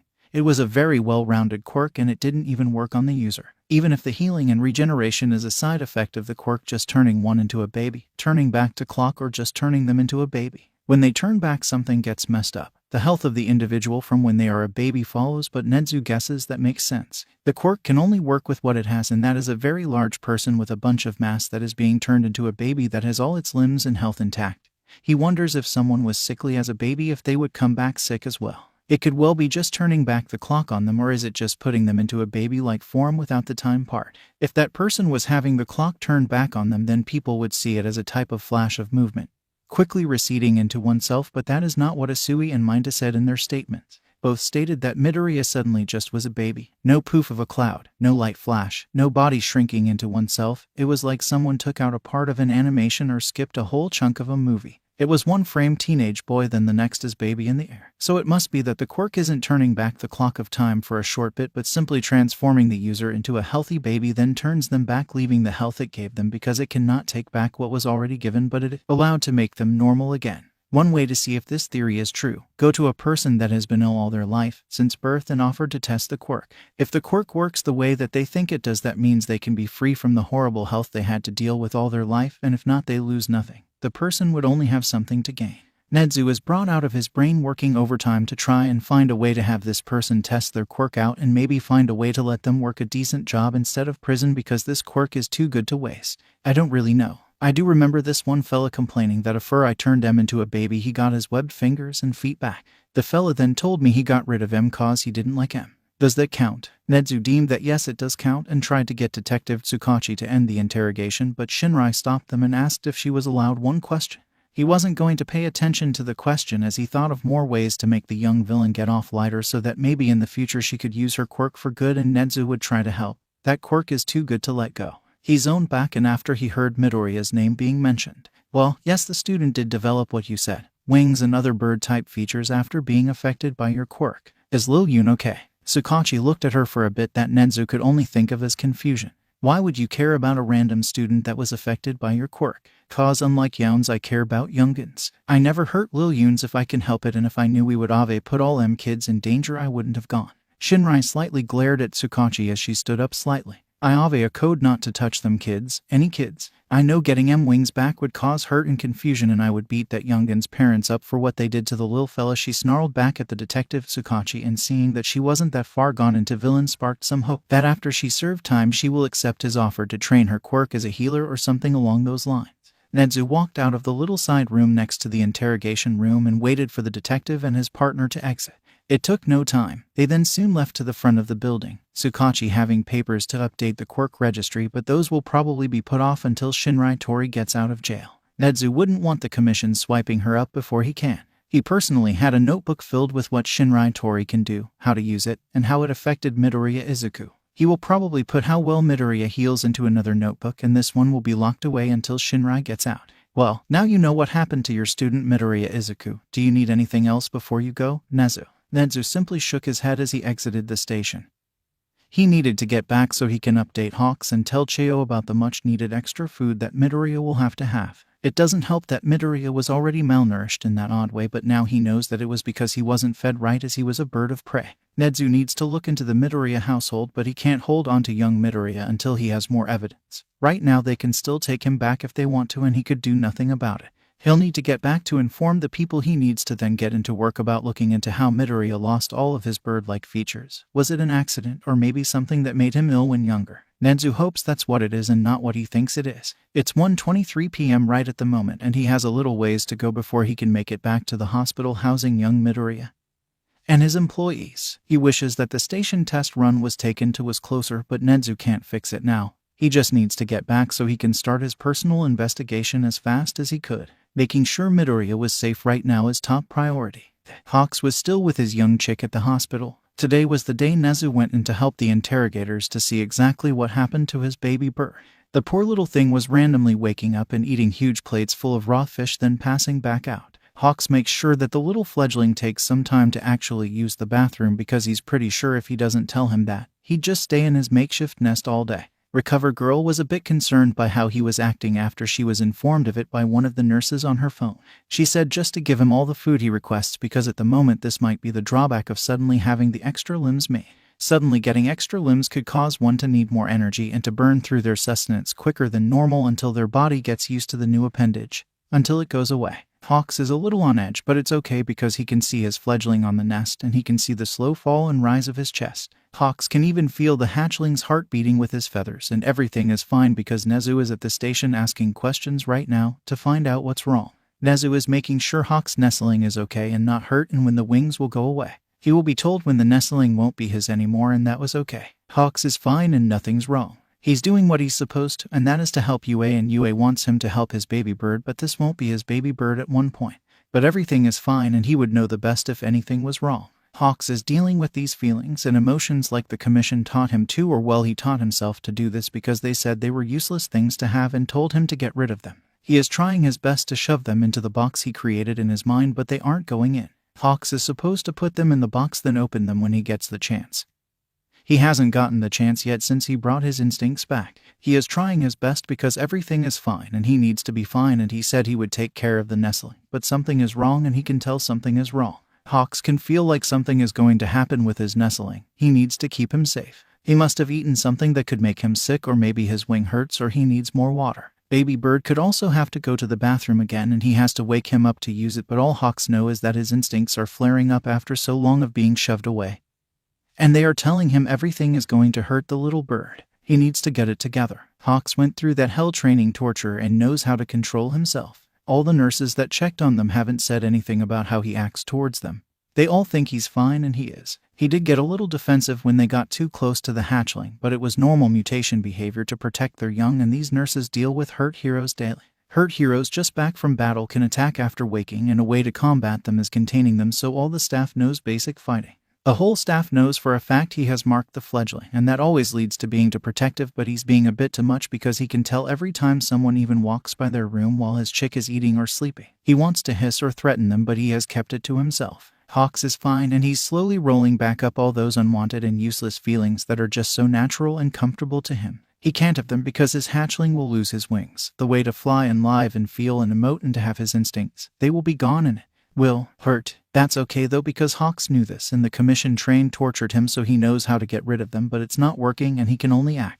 Hawks has been acting like everything is fine when it's not. He has not hissed at the nurses and doctors walking by out loud, but he did it under his breath. He has not threatened any of the staff, but they would never know that his talons, his claws, on his hands have been growing for a little while now without being cut, and he kept flexing them. If it wasn't for his gloves, they would see the threatening flex of his hand to bring out his talons more. He has hissed at anyone that got too close for comfort, but what they didn't know was that he slipped a small hardened and razor-sharp feather into his hand and also had some feathers around, across the ground, that could shoot up and skewer them at any moment. None of them could see how not fine he was, but that was okay. Hawks could keep this act up for as long as he could. He thought that maybe he was the exception to the whole. Once her instincts are back, they go haywire for a bit and will stay stronger. He dumbly thought that he was the outliner, and now he is going to act like everything is fine. He has been trained tortured for this type of thing. Hawks was forced to be good at acting like everything is fine with his careless, lazy, and happy attitude. He knows how to do this, and it shows because no one is worried about it. He is fine and everyone knows it. He is sitting as close as he can to his baby bird that is currently asleep.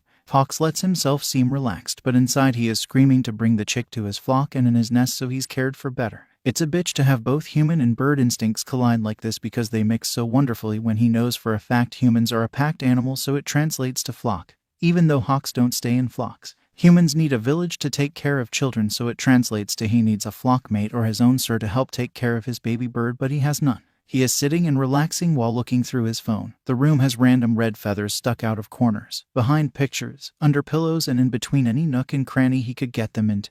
The fledgling is probably going to wake up again and ask for more food in about 20 or so minutes, and the last time he asked for food was at 1:27 p.m.-ish. He's going to call down as soon as his little chickster is awake so they can get him his food. He's used his own pocket money to make sure they have enough of it because he didn't want to wait for the school to supply it. The nurses last checked in at 1 p.m. and said that everything was still fine with Midoriya Izuku.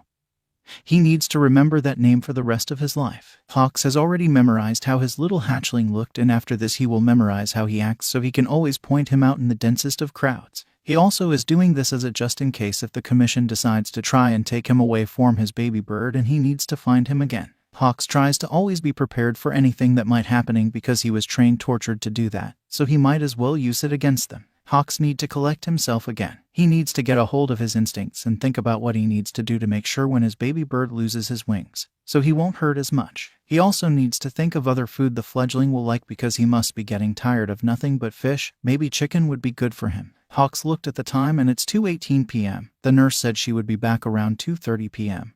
He decides that maybe he should start getting himself ready not to hiss at the nurse again, or at least try to not stab her when she gets a little too close. It was only 3 minutes later when he started to hear a little commotion in the hallway. Hawks tuned in his hearing so that he might be able to hear what's happening outside of the room. He can hear some yelling, but not what words are being yelled. Maybe a scuffle? It could be a hero that just got out of a fight and still thinks they are in the fight being a bit difficult. It's normal in this line of work, and this is another reason why the hero ward is a bit far from the normal one. Hawks tries to calm down his nerves because they aren't going to hurt his baby bird and they aren't why is the noise coming closer? He was going to try and get his thoughts together, but he can tell it's getting closer to this room. Hawks can feel his feathers slightly lift up in a threat display. The staff wouldn't let in people that would hurt them because this is the hero ward.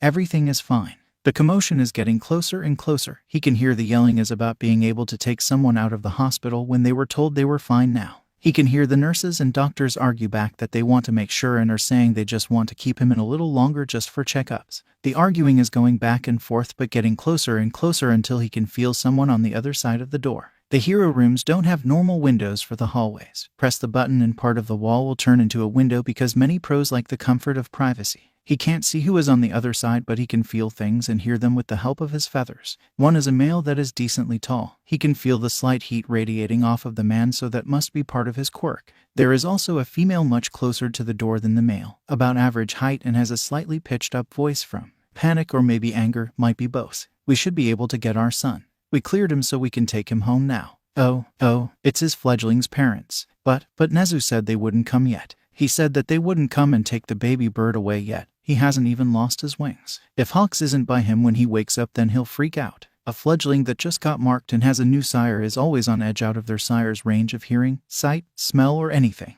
That isn't to mention that he can't even fly right because of his downy feathers. He can't let them take him, but what else can he do? They have nothing to keep him here. Hawks was only the temporary guardian because 1, the parents weren't available. 2nd, he's a hero. 3rd, and most important part, he became his sire. Now because the parents are here, nothing can stop them from taking the chick home. He's cleared out. They have no evidence of needing to stay because they can research the quirk that affected him while he waits at home, and if anything happens they can just bring him back in. They don't have anything that says these parents are bad either, even if Hawks feels like he shouldn't choose. The door opens. His nestling's parents are still arguing with the staff, but as soon as the mother's eyes leave them, she looks at him. He can feel himself covering his nestling more so he's out of view from this angry person's sight. The woman's eyes widen at seeing him, and he can see a quick flicker of something like disgust on her face. Then she recovers and hides everything, and it makes Hawks stutters. Why? Why is she like that? Would anyone like to tell me why the number 3 hero is in my son's room? The dull and plain voice that Hawks has heard from so many people all his life. The people that would hurt him standing tall and without fear or anger or any emotions at all. Lifeless on their feet. Hawks feels himself shaking slightly when he locks eyes with the woman that is holding herself the same exact way as all his handler always did. I asked a question. I expect a simple question is easy enough for a hero to answer. Hawks can't protect his baby bird from this. Nezu has finally made it to the hospital, and as soon as his door opens, he's sprinting. There's a notebook under his arm and a slightly pained expression on his face. As Nezu runs into the hospital lobby, he vaults himself down the corridor to the hero ward. Ears flicking in every direction, searching for a threat, tail lashing out and almost hitting people as he runs past them. He was an idiot to think of letting a normal nurse call Midoriya's parents. They really had to mention that their son was affected by a quirk and not just say he's healing from an injury. He gave them specific instructions to use and they had to go around them. When he finds out who called his parents, Nezu will be questioning them to see why they went against his orders. A hero ward nurse would have done it, no question asked, but know the idiocy that is the normal staffing had to handle the outcall of Midoriya. He makes a sharp turn around a corner that leads to the room that both Hawks and Midoriya were staying in.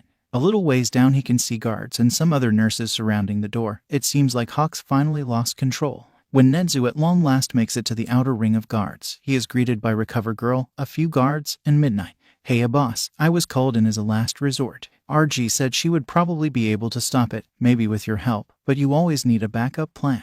Midnight gave him a sharp smirk and he can clearly see the anger hidden behind it. Any UA staff that finds out Midoriya was taken before they were able to find out what was wrong with him would rightfully be angry. He looks over to Chiyo for anything he might have missed in the text he got. It happens when he's too upset and he might have skipped something to get the gist of it. Hawks has had his newly marked fledgling taken from him. The staff said he didn't really fight it that much, but after they left it seemed he snapped and started to attack anyone that went into the room. He didn't do much damage to the staff, but plenty of them have lacerations all over their arms and legs. As Chiyo went over the list of everything that had happened while he was gone, Nezu marched on closer to the room. At the moment, Hawks has stationed himself on top of the bed in the room. He seems to be in an extremely defensive position with all of his feathers puffed up and multiple feathers detached floating in the air around him. I don't know much about Hawks personally, so I can't use any personal object or topics to calm him down at this moment. I would advise getting either his fledgling back as quick as you can or have you, Nezu, go in there to figure out how to calm him down more. The only reason I suggest that you go in there is because you are the smartest person on this planet, so you can figure out how to help him faster than trying to get another bird of prey to help. I would also like to state that the only other bird of prey, like Hawks, available to come to help us would take almost 2 days to come because they don't live in Japan. Everything just seemed to work against him today. As he walked closer to the door and heard the hissing from Hawks trying to get everyone to leave him alone. Nezu would leave him alone if it would help, but it wouldn't. He would be left in his instincts until someone stopped them because his freshly marked fledgling was taken, but why didn't he try harder to stop it from happening? He'll have to figure that out later. As he got up beside the door, the nurses and doctors were all telling him what they already did to try and calm him down with things that resembled Midoriya, food, water, new bedding, ectec. Giving him things that look like his fledgling was a good move, but if they don't have his scent, it's a failed try already. Food and water were a good try, and Nezu will probably try that while he talks to Hawks. Them trying to get new bedding was the most dumb shit they've done all day. These were the last things that Midoriya used, so of course Hawks wouldn't want them changed out for something new. Really, this whole day seems to be worse than the whole USJ incident right now. If they don't stop Hawk's instincts, then it could last days or weeks before they can calm him down, right? And that is even if they get Midoriya back by his side. I want all the staff to get all the food that Hawks has eaten the time he was here and some more. The food would be all raw, of course, and most of it is already on its way, and the staff would need to bring it to this room. The food is raw chicken, snake, some live lizards, frozen mice, and some live birds that are usually used to feed the animals at the zoo but will be used today for our lovely number 3. Now some staff go and grab those from the normal area it's usually picked up, and someone else grabs some of the raw fish that Midoriya always ate. With the combination of his food and the food his fledgling ate, it will make him think that Midoriya is coming back. After stating that some staff ran to go get the food that was able to be dropped off and the fish from the kitchen, the remaining staff stood by and waited for more orders from the educational hero, Nezu, one of the smartest heroes of their time. Nezu cleared his throat as he started to look back at his messages, seeing if he got notified about anything else before speaking again. I need all the staff available on standby just in case I am attacked and need to be pulled back for Midnight to knock out Hawks. Recover Girl will be right beside the door alongside Midnight. If Midnight can't get me out on the first try, if needed, that is where the backup staff will come in. We can't have the room crowded too much, so stand a few paces back for me. He waved his paw, and just like that the staff back off quickly. The hissing from Hawks got a little quieter. Do we have, by any chance, another predator-based mutant quirk in the building? Nezu looked to the staff waiting for an answer, and one of them put up their hands and stepped forward. He motioned for her to talk and tell him just so he can know if he can ask them for help or not. We have an intern today that has a cheetah mutation, if that's any help. He nodded along to the female nurse who stepped up, but now it's just the outcome that might happen. If Nezu went in like he is now, would Hawks still see him as a threat of power and stand down, not hurting him and just letting him move, if a little restricted? If Nezu went in with something the other predator-based mutant had on them to smell more like a threat, would it just put Hawks on an unneeded edge that would just make him attack Nezu sooner rather than later? He was weighing out his options when someone called out his name. Looking up, Nezu was met with the face of what was on his mind at the moment. "I was told you might need me, sir." Nezu blinked a few times as he stared in the face of a cheetah. The intern blinked back in kind. "Oh, well, I was thinking if I needed you or not at the moment, but it would help me greatly if you just stayed to the back for now. I want to see how it will go with me there first, then I might snag your shirt if I think it's necessary. Would that be okay with you?" This would also be very good practical practice that many can't say they have under their belt. Adding that little bit was unnecessary because he could tell the boy would help, but you can never be too careful. The young man nodded his head up and down before swiftly running back to the patiently waiting staff. He sees what he thinks is excitement on all of their faces, and that makes sense because this is an amazing learning moment that usually never happens, and it's great for Hero Health staff to know how to do these types of things. They are sometimes asked to help with the more violent patients at times. If they know how to calm down someone like this for next time, they can boast that they can accomplish that. It's something one should boast about as well, because many can't state that. Nezu turns himself back to the offending door and room that holds the silently hissing number 3 pro hero that is currently stuck in his instincts, but he just doesn't know how far in yet. He looks around the room and he can see how much of a mess it is. Feathers are strewn about all around the room, stuck in the little cracks of every corner, and some lightly floating in the air pointed in his direction. All of the furniture and equipment in the room has been flipped onto their sides and looks to be thrown about in a fit of rage, which Nezu is sure Hawks had at one point. Looking to the only thing left standing and somewhat unscathed, Hawks was positioned with his wings slightly wrapped around himself. The bright blood-red crimson feathers puffed up to seem more threatening, even though Nezu could feel the murderous aura by the door frame. He could clearly see Hawk's pernicious gold eyes locked onto him, and Nezu can feel everything in his brain screaming at him to run from this predator and hope that it doesn't give chase. The wings are obscuring most of Hawks's body, but that's fine. Nezu can guess that he has a hardened feather in hand by now. Nezu ignores the eye contact and only looks over Hawk's shoulder and takes a light, very light, step inside. The hissing got a little louder, but not by much. After he got both his feet on the same spot, the hissing went back down again. Hawks hasn't changed his spot on the bed. No movement was made whatsoever, so he cautiously took another tiny step inside. The hissing this time didn't go up in volume, but it didn't stop either. Nezu just has to be extremely careful. He takes 2 steps forward and thinks that's all he's going to try. He doesn't want to be closer to death more than he needs to be today. He takes in how Hawks is holding himself in a way that would allow him to move any way he needs to with precise speed. Nezu cleared his throat, then made a low chittering noise. He never usually makes this noise anymore because it is used to comfort and express happiness, but he hopes it somehow helps right now. It seemed to have caught Hawk's attention as he poked his head out of his feathers more. Nezu looks at where Hawk's chest would be, so his head is a little lower down, and it makes him look more submissive before he begins to talk quietly. Hawks, are you there?" He waits a little bit but gets no answer, so he decides to just go on a little tangent and hopes that helps keep his mind grounded in the raging animalistic tendencies. "Today, as I told you yesterday, I went to the station that had the villain that hit your chick with their quirk." That seemed to get Hawk's attention, so he kept talking. "Their villain name is Test Run and their quirk is called Minute Baby. They gave the detective information about their quirk and it cleared up some things for us to know. First, their quirk doesn't cause any type of mutations to occur." Hawks quickly got out of his wings and flung them back.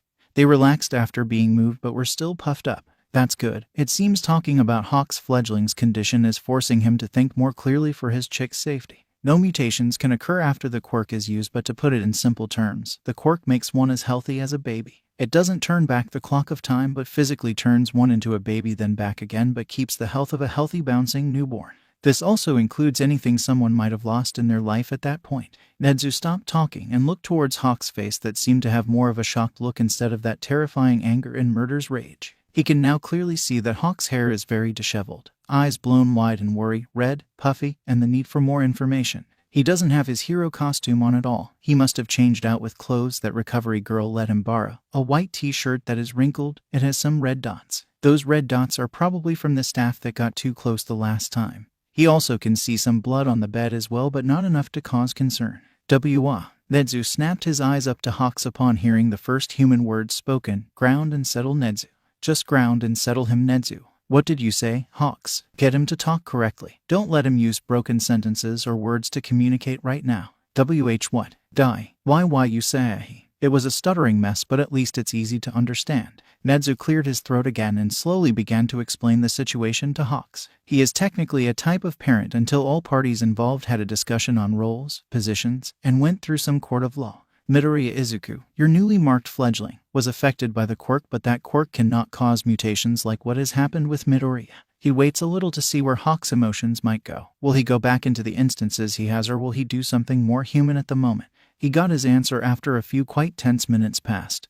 Tears began to fall from his face. It started out as a slow trickle, but soon a waterfall of tears rolled fat down the number 3 pro hero's face. Nezu watched as Hawks wrapped his arms around himself but kept his wings laying loosely behind him, open for movement if needed but in a comfortable position. Quite pitiful and painful inhuman sounds slipped past Hawk's mouth, and Nezu can slightly see him shuddering. He noticed then that at some point during the whole exchange, the food he asked for was delivered. He slowly took a few steps back, his front facing the distressed hero, and grabbed onto some raw chicken and a box of live lizards. You never know how someone might act or want after coming out of their instincts. When he was getting the rundown from the staff of how Hawks was acting, some nurse mentioned under her breath that he didn't eat since around yesterday's supper time. He needs food in him, and right now things that will make his animal side happy would be best to have. Nezu cautiously held the raw chicken in front of him as he slowly walked forward. Hawks might still be a little off, so being careful is the best at the moment.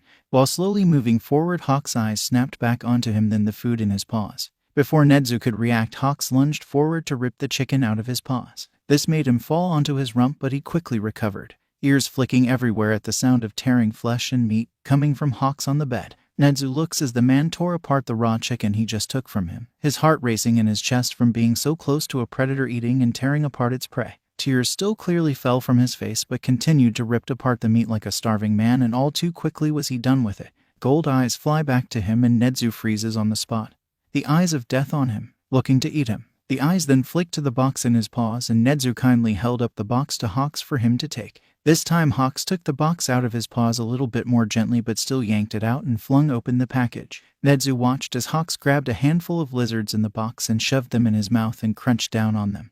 With them still being alive, they of course moved around violently, but were again soon finished off. Bone and all just gone in a matter of minutes. Hawks honestly made them seem good with how quickly he's eating them. Nezu swallowed some of the saliva in his mouth as he handed over some more food for the hungry predator. Nezu might need to eat soon as well. Is that better, Hawks? He asked after a few more things were given to Hawks to eat. Now he seemed to be under control of himself better than before. He waited for an answer, but all he got were some more tears and heavy sniffling. He thinks he can hear some mumbling coming from Hawks, but he kinda can't hear it quite well. It might just be incomprehensible nonsense for all he knows. Nezu walked closer until he was right beside the bed, and that's when Hawks folded into himself, crying quietly while sniffing out loud, inhuman wails, but somehow sounded more human than some individuals he knows. Nezu could hear more mumbling, but for now he'll ignore it. Hawks, you did everything you could for Midoriya. Your chick just went back to his parents a little sooner than I would have wanted.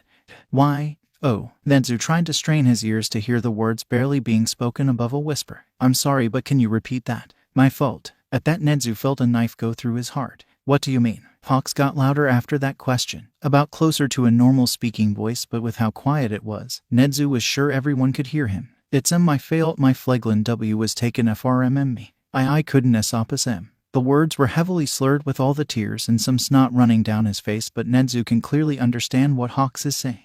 A newly marked sire is always extremely emotional and always very in tune with their instincts. If they aren't on edge and mad, then they are either extremely happy or severely sad and depressed. He should probably try to get the events of what happened through Hawk's eyes before getting the stories from the staff. It'll take the longest and be heavily affected by emotions. Nezu would then be able to use the staff to pick out which things match up with normalcy instead of emotional rambling.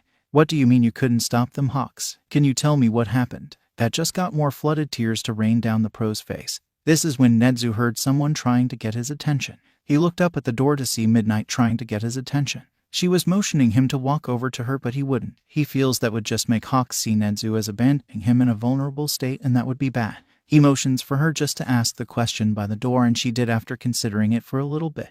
Would you like me to get Hizashi to come here? He's better at handling emotions than you are. Plus he was closer to the little green bean. That would put him in Hawk's good graces, right? Nezu thought about it while Hawks just bawled his eyes out on the bed that used to hold his newly marked fledgling. He would need to think of who to send over to the Midoriyas so they can do a wellness check. He was affected by a quirk, so they can use that to state that they just want to make sure for certain nothing bad happens. Nedzu really hopes he's wrong this time. After Nedzu decides that, yes, he is tired of trying to understand the wild emotions of the predator in front of him, he would want Hisashi here so he can just push him in the right direction to avoid instincts and the like. Once he confirmed that Midnight strutted away to where Aizawa was being held, she would also then start to watch the man, and she might even inform him about what's happening. Nedzu hopes that the reckless Aizawa will stay in the hospital instead of leaving to check on his student. While waiting for Hisashi to make his way to the room, Hawks eats some more of the raw and or frozen food for him. With him being more in control than before, the live birds, pigeons, are left alone. Nedzu will keep them here just in case Hawks accidentally loses control again. When Hisashi finally made it to the room, most of the staff went back to their other duties. Some stayed behind as a just-in-case measure. He walked into the doorway to see Hawks with half a snake hanging out of his mouth. Hawks was quietly munching on it and still had tears slowly rolling down his cheeks. Yes, it was bone and all once again, because Nedzu learned that Hawks apparently didn't need to worry about the bones as his body would just work around them, and he said it adds nice to crunch on them. That didn't make Nedzu's fur bristle up at all. No siree. Nedzu watched on with silent laughter as Hisashi paused at the door frame, looking at Hawks with slight shock and stun. He thinks it is slight disgust because Hisashi doesn't like bugs, but he also doesn't like reptiles all that much either, and is probably trying to wrap his head around why Hawks is straight up eating a snake when he would want to stay as far as he could from it. Hey Hawks, Nedzu, I heard that you would want me for something. Nedzu could distinctly hear fake happiness, but it seemed to fly past the number 3 seconds head as he swiftly shot up and ran to the blonde-haired man. He felt his heart leap up into his throat, but he was able to get control of his quick heart rate after seeing Hawks just hug onto the man. The fact that two birds of prey have clung onto the blonde after a traumatizing event, Nedzu is starting to think it's part of Hisashi's latent quirk or something. They talk was the only comprehensible words out of the whole bucket of sound vomit that just came out of Hawk's mouth, but Hisashi seemed to understand and was able to make the sobbing hero go back to the bed he was on before. Nedzu watched as the man excellently worked Hawks down from his emotional outburst and hugged him until he was able to talk more clearly. He didn't even need to warn him that much, as it seemed that Hisashi knew what to avoid and which way to direct things to make sure never to overstimulate the other's instincts and wild emotions. It took a little while, but after what was probably 17 minutes, Hawks was able to tell them what happened. He was still practically draped over the older blonde, but Hisashi didn't seem to mind the contact at all, even though he could literally be torn to shreds at any moment. Hawks sniffed a few times before he started to talk about what happened when Midoriya was taken by his parents back home. Plus, moving forward, anything that is like this right here will be what happened in the past. It is not what Hawks is say to them. He is giving them a very heavily censored version that is being downed with wild emotions that he can't handle at the moment. Just so you know what the fuck is going on, and let's get back to our regular scheduled pain plus. Izuku, my little fledgling. His mom came in and asked a question. I asked a question. I expect a simple question is easy for a hero to answer. Hawks stood there, stock still. He couldn't move, couldn't breathe. He had to stay there until his handler told him to answer because they didn't use his designation name. He can only speak once spoken to, and this was a simple rule to follow. He remembers all the times they asked questions in his direction that they wanted him to answer, but he was only allowed to talk when they talked to him directly by saying his designation. His wings were stiff and tucked tight behind his back. He stood straight and tall. No imperfections. He will be caned if standing even a little imperfectly. Even if his feet and legs like it when he bends them a bit as if he was about to take off. He stood and waited. Hawks knows he is being looked at. He's being judged, dissected, pulled apart piece by piece, looking for any little thing that could be wrong so they can torture and maim punish him. He needed to be perfect. The Hawk was perfect. The Hawk was strong and laid back. The Hawk knows when to make a sound. The Hawk knows what it's meant to do. The Hawk can hold its breath for exactly 6 minutes and 32 seconds, so there is no need to breathe in its handler's presence. Why is the Hawk's handler here? It does not remember doing something against code, orders, rules, commands, regulations. It doesn't matter. All the Hawk needs to worry about is being perfect. I couldn't answer it that well because how she acted. It reminded me of someone that has who hurt me before. Hawks curled up more into Hisashi as Nedzu watched the number 3 think of a tormentor from a younger age. He couldn't remember ever seeing an abuse case on the hero. He might want to look into that later, if the commission didn't cover it up, that is. I was also scared. I was scared because both of my hatchlings parents we were yelling with stuff before. I thought they would take him from me. The last part was a low quiet whisper that Nedzu is sure if he didn't have advanced hearing, he wouldn't have been able to hear it. Hawks then looked up at Nedzu, looking him with dead eyes. A slight pang went through him as he looked Hawks in the eyes, a predator wanting to kill him for lying to him. Hawks, number 3 pro hero Hawks, why are you in my son's room? Hawks' eyes zip up to meet the eyes of not his handler. That wasn't his handler. Why was he so No, maybe they gave him a new one and just didn't tell him yet. They want to see how he acts with any authority figure. So the Hawks does what he always does best. I was asked by Principal Nezu to help with this student's newly gained instinct. I have taken the parental role until his parents can take care of him. He said exactly what he was there for, his current designation and title. Hawks is supposed to stay until he is no longer needed. He will stay until he is no longer needed, and he will not fight back when they take him from his fledgling. He looked at them, over their shoulder, because they think when he looks into their eyes he's challenging them. He could see anger flowing behind those emotionless dead eyes. What did the Hawks do wrong this time? It listens to all the rules and makes sure to answer truthfully. It was doing everything right, but maybe this handler has personal rules. They want to see how fast it can learn new rules again. What do you mean by instincts? Izuku has no instincts. He is not an animal. Don't react to the blatantly and poorly hidden insult to mutation-based quirks. The Hawk is not an animal and does not show any animal traits. Hawks, what do you mean by instincts? Hawks blinked once just so he could have his eyes stop hurting from the dryness. He wishes they would let him use his second eyelid. Midoriya Izuku was hit with a quirk at the USJ attack. Some lasting effects are still present. The Hawks must give them information they need when asked, but not more than what they want. Only give them what they want or else face punishment. Hawks, what are the lasting effects that are still present? The Hawks then noticed the man he heard from behind the door standing behind the women. It has 2 handlers this time around. Has it gone back on progress that they said it has aced 5 times in a row? What has the Hawks messed up to warrant the extra handler once again? The UA student has present bird or prey mutations. Wings, feathers, double eyelids, mixed feet between bird and human, claws and or talons on his hands, bird mansions and diet. The Hawks list everything that should be relevant, not going too much into detail or too little. His information gathering skills must be just right or else it will be punished. The Hawk can feel the fiery hot anger radiating off both of his new handlers. How did it mess up? Did they want more information this time around? Will the Hawk be locked in the box again for not seeing it soon enough? I didn't know what was wrong with how I was giving them information. My brain was in a panicked state and I answered the questions just like they always liked me to. They just felt so angry for some reason. I don't know why. And maybe because they weren't informed of what was going on with their child. Hawks was covered in a blanket that his hatchling was using since he got here.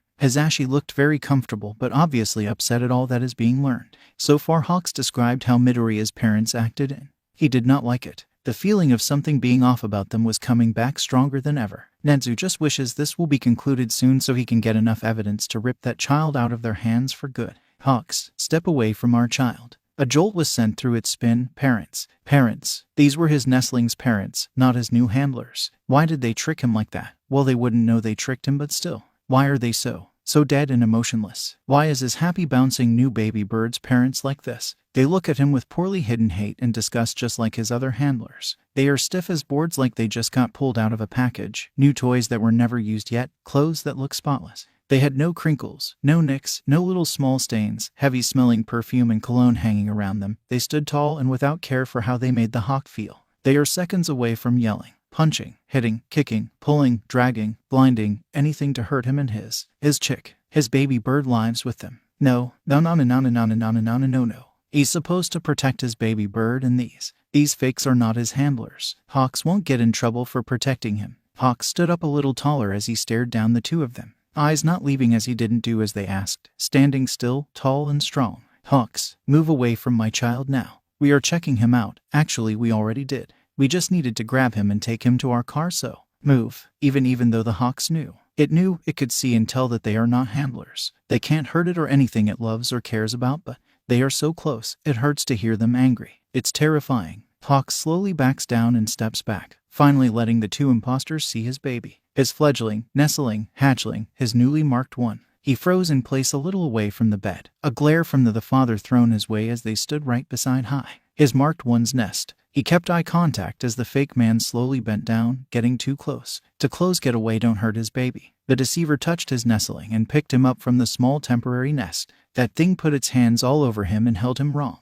Those things are holding his fledgling wrong. His wings are trapped and turned in an odd way. Hawks once again stopped. No more movement at the order that was chucked into his ears and landed right into his brain, weighing like stones in the water. The Hawk can't move. The Hawk must stay and watch as they take his fledgling away. His nestling marked one. The 2 walked to the door and the man walked out first and its wings spread fast. His nestling was taken out of his sight.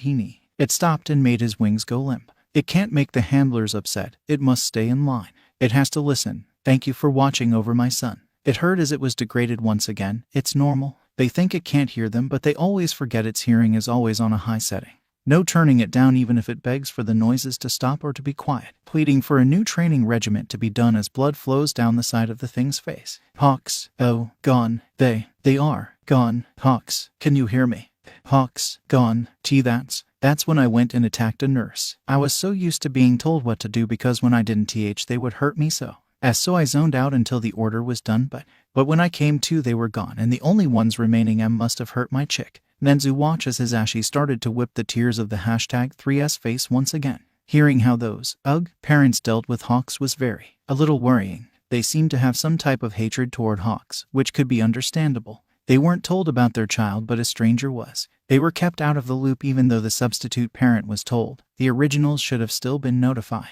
There are clear reasons why they weren't, but Nenzu didn't think they would come down here to get him themselves. It was also said by Hawks that they were told more than what he wanted them to know. He is going to get that nurse or doctor fired today. He's also going to see if he can find any cameras that caught their weird behavior toward Hawks and see if it's a pattern with any other staff members or patients.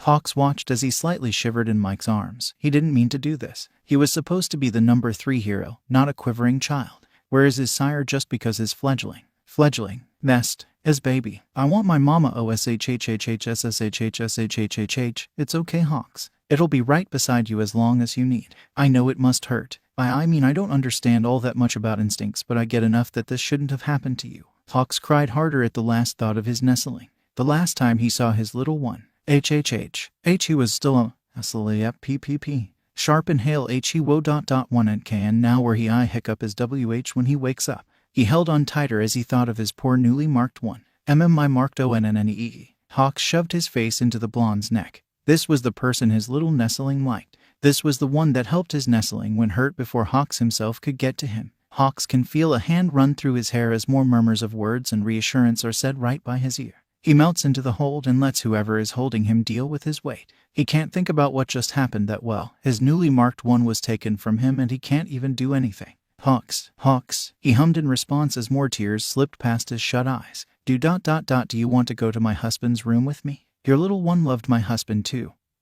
He's the one the little listener risked his life for by flinging himself in front of that quirk. More people his hatchling likes. Family, ghosts. Does his hatchling have more family? Not like ... like those things that took him away, but like this one. The one holding him nicely and fixing his hair. He wants his wings groomed. Maybe if he goes with him, Hawks can ask him to groom his wings. Hawks jerked his head up and down, wanting nothing more than to be surrounded by his hatchling's better family. Okay, let's go. They both stood up, almost fell, but they got their bearings and headed to the new room. Hawks still kept some of his hatchling's stuff. Did Hawks tell them how they acted toward him? Right. He mentioned what the woman said under her breath. Right. He was sleeping. It was quiet and the bed he was laying on felt weird, a little lumpy and smelled old. He tried to move a little to get more comfortable, but he noticed something cold around his ankle. It might be Mama Sire Hawks trying to get him awake, but he's still tired. He can eat later. At the thought of food, raw fish, Izuku's mouth began to water and that helped him wake up better. The first thing he noticed was the smell. It wasn't right. Hospitals smell sterile and too clean, but the room smells dirty, decayed and rusty. It smelled familiar, but in a bad way that put his hair on end and his feathers fluffed up. Wait, feet, oh yay, wings. Izuku has wings now and can fly. Izuku has wings and bird traits and he's hungry. Izuku shifted around a bit and started to get up, but he didn't open his eyes, opting to just stretch out his new wings plus the rest of his body. While moving around, he heard the jingle of something metal and his right ankle felt like it was being tugged on. He decided to open his eyes and Izuku expected to see Hawks. He expected to feel safe. He didn't expect to be back in the room again. He felt himself freeze as he took in the familiarity that is the room. It has no other name besides it being called his. He doesn't claim this awful space as his own though. After taking in the room with its old wallpaper slowly peeling off, old rusty heater in the corner so he can stay warm in the colder seasons, deep long scratch marks on the door with some old dried blood where he pleaded to be let out, the bucket in the corner he was expected to use, small spots of blood that was never cleaned up or just not cleaned up right, because how could he clean up his own blood after he literally just bled there? All the awful memories of being in this disgusting room hit him all at once. They said he didn't need to be in here anymore. Mother and father said that he learned his lessons right and he didn't need to be taught anymore, so why is he in here?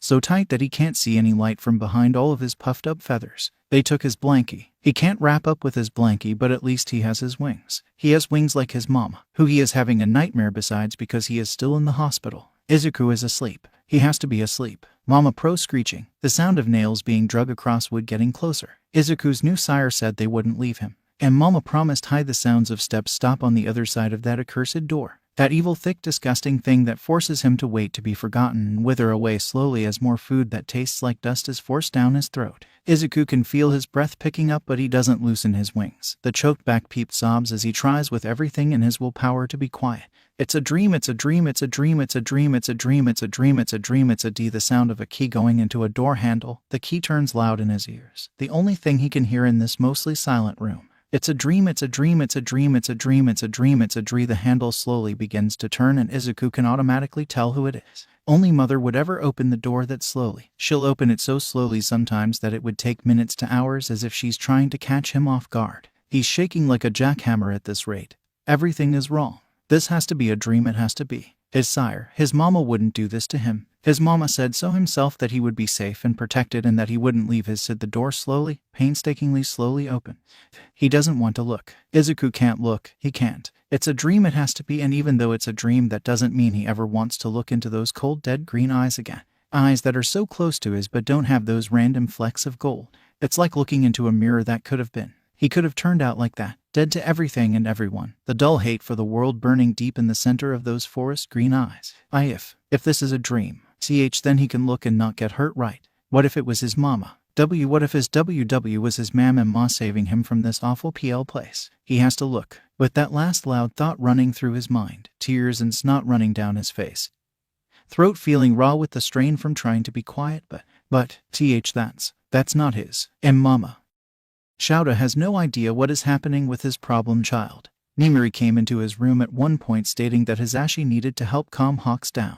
Hisashi already informed him that his problem child took a quirk that would have hit him and actually distracted that Tamura Shigaraki guy enough that his head got smashed in a little less than everyone thought. Thanks to the quick destruction his problem child gave him, Shouta was able to actually use his eyes instead of having them wrapped up, but besides parts of his head not wrapped, everything else was mummified. Shouta will never be happy with his problem child getting hurt for him, but he is thankful all the same.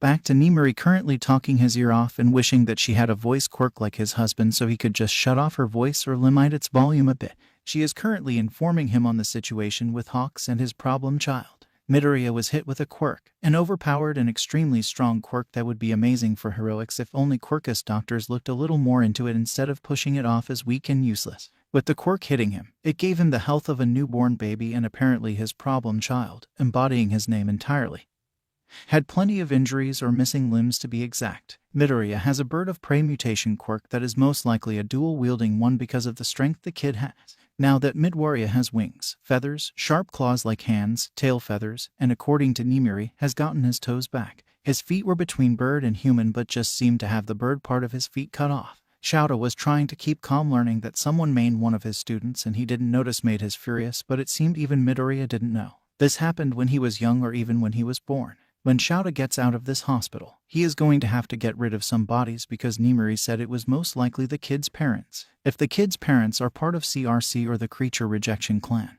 that would make sense because it's usually those parents that get rid of inhuman traits with their kids. WS was so violent when I was there. I don't really get the instincts thing cause I don't have them, but wanting to have your kid by you after they got injured makes sense. So it just makes him feel those normal parental instincts some people have. Cough cough, you cough cough cough, sorry.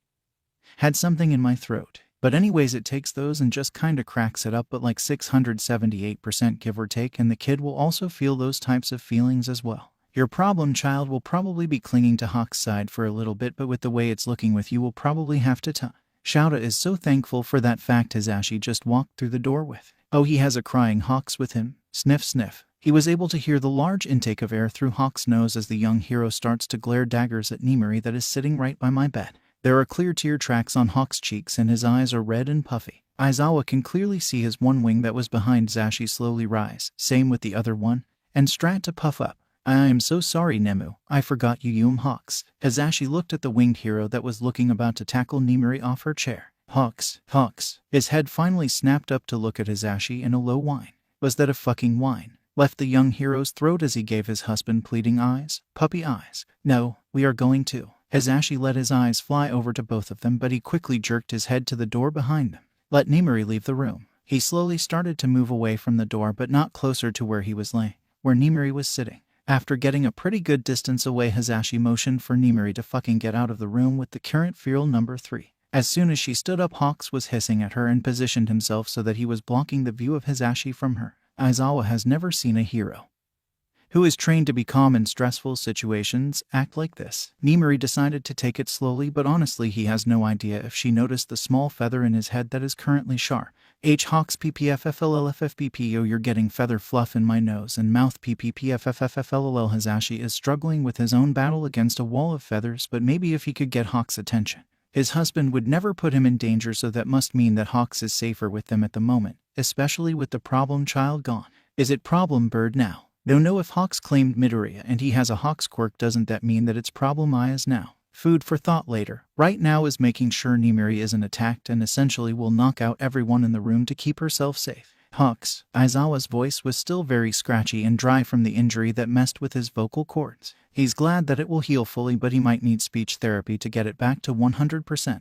The number 3 hero's head snapped into his direction and he was able to hear a slight yelp of his name from Hisashi, but he's pretty sure he wouldn't get hurt. Hawks quickly scanned his whole body and the things that are attached to him at the moment, and he could see the edge that was in Hawks' eyes slowly melt away. His wings were still puffed up, but he didn't look like he wanted to rip his throat out, so Aizawa will call this a win. Nimari was almost out of the room by now, but he should keep that attention on him still. Hawks, how are you? Without warning, Aizawa suddenly had his chest full of Hawks, and he quickly realizes he doesn't know what the fuck to do. Nimari fully slipped out of the room and Hisashi quickly made his way over to him. OMG Sho, are you okay? His husband was by his right side as the left was currently occupied. He felt a light pain as Hawks continued to hug him, but with how much pain meds he's on, it's not that bad. The shaking from the pro hero currently clinging onto him as if he will disappear confuses him greatly, because Hawks doesn't know him or care about him like that. Aizawa looked over to Hisashi, hoping to get answers, but automatically noticed the other man also looked a little bit lost. After some slightly audible sobs from the young hero, the only thing Hisashi mouthed to him was maybe instinct, and then gave a light shrug. Aizawa looked back down to the currently crying pro on him. He is a man that is not good with emotions unless he really cares for them, and they know him very well. Hawks. His head shot up to look him in the eyes, and now Aizawa finally has a good look at his face. Hawks' pupils are blown extremely wide while looking at him, and then the eyes zoomed over to his husband and a low whining peep came out of the hero's mouth. Aizawa in all honesty does not know what to do. He don't do touchy-feely emotions, or well he can, but he's not good at it. This put on top of instincts of a bird of prey mixed with humans that are putting him even further out of his normal zone of what he is able to do on an average day. He is overwhelmed and hoping his husband can somehow figure out what is going on.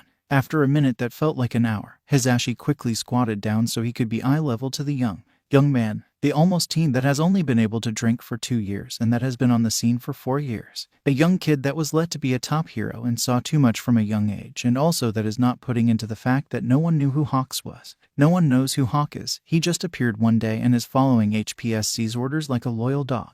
It's hard to get the fact that Hawks has most likely lived all his life in the HPSC and needs more emotional connections into his head. Hey. Hisashi slowly telegraphed his movements as he put his hand on Hawk's head. It's okay. Shouta is a little banged up right now, but it's okay. He'll be alright as rain as soon as he can get his second dose of healing from Recovery Girl. Hisashi gave a gentle and warm smile to the young man as he slowly carted his fingers through Hawk's hair. Aizawa was sure that Hawks was already relaxed into his side, but as soon as his husband started to slowly unknot his hair, Hawks was boneless. He felt the weight of Hawks laying on his chest and a little bit of pain, but Aizawa recently has felt pain that was much worse than this. Aizawa can't help with the calming down because he can't use his arms or hands, but he can move all of the muscles in his shoulders. He doesn't particularly think that having a cold hard cast arm running down your back is comforting. Does words help with this? I'm going to be okay, Hawks. He looked down at Hawks the best he could from where he was laying on his chest. The number 3 hero is still an absolute blob of nothing on his chest as Hisashi just slowly works through his knotted hair. It would be irrational to worry so much over it when it'll be just a day or two until Recover Gur. His words died in his throat when he started to hear a low humming. Purr, come from Hawks. Hisashi also stilled for a second but quickly continued to comb through his hair. Soon a wing shot out and tried to wrap around Hisashi plus pull him impossibly closer. His husband looked at him with a confused questioning look, but Aizawa doesn't know what the fuck is going on. He knows a ton of facts about cats but not birds. Do birds purr, or was that a growl? Is that a thing they can do? Our recovery girl is going to come by to heal me and then I'll be as good as new. The weird purring that was apparently a thing that Hawks just as continues as his Ashi just works on his hair that is done by now. Wings. The murmur of a word was barely audible, but thankfully the room is definitely quite right now, so it was easily heard. His husband looked to him, but Aizawa doesn't fucking know. This is instinct stuff, plus emotions. Zashi looked back to Hawks with his normal happy sunshine level as he slowly ran his fingers through his hair, the other just being putty in his hands. Hawks, what do you mean, wings? A huff of air from the young hero's nose and some slow blinks passed, but finally Hawks answered. Finger. Wings. He watched as Hawks squeezed his eyes shut as he let out a big yawn. Aizawa had to use all of his control to not yawn back. You fixed my hair, but can wings. Aizawa can tell how much the young man, on him, wants to fall asleep but is trying his best to stay up. Kinda like a cat sleeping on you for warmth, but Hawks is doing it for wing scratches. Hazashi gave a gentle but still slightly confused smile as he started to move over to his left. The only way to get to Hawks' wings better. Suo, you want me to fix your wings? So little listener, just to make sure ... you want me to get rid of all the feathers that are falling out and fix the ones that are askew, right? The purr-hum growl thing got louder after Hazashi asked that question. Aizawa caught eyes with him and he can tell. His husband called Hawks little listener and he can see the look in his eyes. They can't adopt him, but they will be able to adopt Midoriya. Midoriya and Hawks seem to be a 2-in-1 package, so. Okay, I'm going to touch and fix your wings now, his husband said with a chipper tone as he pulled out his phone to look up how to fix someone's wings right. Aizawa just gave a glare to Hazashi as he quickly scanned different sites on his phone. Really, Zashi? The word stated in his normal monotone voice that was followed by Hazashi's smug grin. Watching as the older man started fixing the younger's wings, purred growling humming getting louder as they are still sprawled out on his chest. I am too young to have this old of a kid, Zashi. The hum from Hazashi was slightly drowned out by the noise made by Hawks but was still clear to hear. A grin still clear as day on his face was the only answer that Aizawa will get from his husband, and they are still laying on him. Can I at least have some space? Are you in pain? A glare was the answer. Then you should be fine for now and you need more sleep anyways. More glaring that would stop Satan in his tracks. Unfortunately, Hazashi has known him for most of his life, so it has no effect. What show? Hazashi pulls out his big pleading eyes that remind him of kittens. Why must he do this now? Do you not want to spend time with our new kid? The term is I is for young Hawks. Baby Hawks, you know, but Hawks isn't a baby, Zashi. He can be our baby and Midoriya can be our other legal baby because those parents can't be good news. Aizawa let out a long groan as the thought of Midoriya's parents entered his mind again. He didn't want to think of them because he can't do anything about it at the moment. He is trapped on this stupid fucking hospital bed and Hawks plus Zashi are making sure he can't escape now. If it wasn't for his husband, Aizawa would already be at the doors of the Midoriya household banging on it. He would be calmly telling them that he was doing a student wellness check because of the new information they just got for the quirk used on him. Aizawa would then arrest both of those parents because they must be abusive. They must be. Everything about the kid's behavior makes sense now. Skittish, won't look authority in the eyes, scared of authority, and was basically horrified being alone with one, so much more that he should have noticed but didn't. Aizawa was supposed to see because that is his job. He was trained for those types of things, but no. No, he didn't notice one of his students in pain every fucking day. Netsu should already be on his way, and that might be the only thing that is keeping him slightly sane. Netsu will be able to get those fuckers. They won't ever be able to be in the same building as their kid or within 30 feet of him, but that won't matter when they are behind fucking bars. At the moment, Netsu was sitting at a desk in the hospital, in a room no one can get into unless he lets them because the hero ward is just so nice and has the best accommodations. He was flipping through his breakdown of the quirk, Minute Baby, and picking out all the flaws the quirk can have on the affected individual. He needed a complete list of every reason they needed to check on Midoriya. Being able to do a home visit is easy for a hero, but if it's only on a gut feeling and they are hiding things, they can try to sue, and that would prolong the time Midoriya has to spend with those two monsters. Netsu has come to realize that is what those two are by the footage that he also combed through and saw how they reacted to those with mutation quirks. He put that information into another folder to use for when they are taken to court, so it can be proven that if they somehow hide the fact they are quirkist, they cannot escape the evidence that is already on hand. Netsu is typing as fast as his paws can move as he hopes he's not too late. He has already got Midnight in position, but just sending one hero to where Netsu is sure they are going to have runners is a bad idea. He is trying to get an Ingenium in Rocklock. He was lucky enough that Ingenium is visiting a friend's agency for the day. Rocklock was a little harder to get in. He was technically off the clock and supposed to have the day off in general. As soon as Netsu mentioned that a kid was probably being neglected or abused, Rocklock was apparently half in his hero uniform and on his way. Nezu has been keeping track of the time since Midoriya Izuku left the hero ward. It has been exactly 6 hours and 28 minutes since their car left the parking lot. He would have liked to leave sooner, but again Nezu had to quickly gather information from multiple places and also wait for the heroes needed on the arrest. He has plenty of information. Heroes are now in place and the police are going to wait near the Midoriya house. Nezu closes everything and hops out of the tall chair. He rushes his way to the door and out of the hospital to the cop car that will be taking him there. He makes sure he has everything in order. A student that will most likely be put under UA watch. The teacher or teachers in this case that are going to watch him, and even papers to give Hawks a key card for UA and a place for him to stay on campus if need be. Nezu was getting messages from Midnight asking if Yamato was going to be on this as well, but he is working on keeping Hawks calm and happy. Also making sure the man with 2 broken arms and 2 shattered knees stays in bed. It was close to time. The sky was getting darker as it was 9:02 p.m. It has been a long time and Nezu doesn't know if these individuals would wait to hurt his student or hurt his student when he was asleep. How far are we from our destination? Please and thank you. About 7 minutes away by now. It's okay. We'll get the kid out of there, sir, and then you can drag the parents through a legal bloodbath. The officer that he just so happens to not know the name stated with a bright smile as he continued to drive to the house. Nezu hopes that they get there at least before too much damage is done. Midnight was walking over to the door of the 3-story house, a rarity in Japan really because it's mostly in an American style. This was the house with that kid that was most likely being abused for their quirk. It made Ken Takagi, hero named Rocklock, sick to his damn stomach. He and the love of his life have been trying for a kid for a bit now. He personally doesn't care if they have one or not, but Ina really wanted to have some. With her parents unable to have many children, and even with her birth it was apparently a miracle. She never had any siblings, and she hopes that one day they can have 5 kids. Why 5, you ask? He has no fucking clue, but it'll make his wife happy and he can provide and protect all of them, so he sees no problem in it.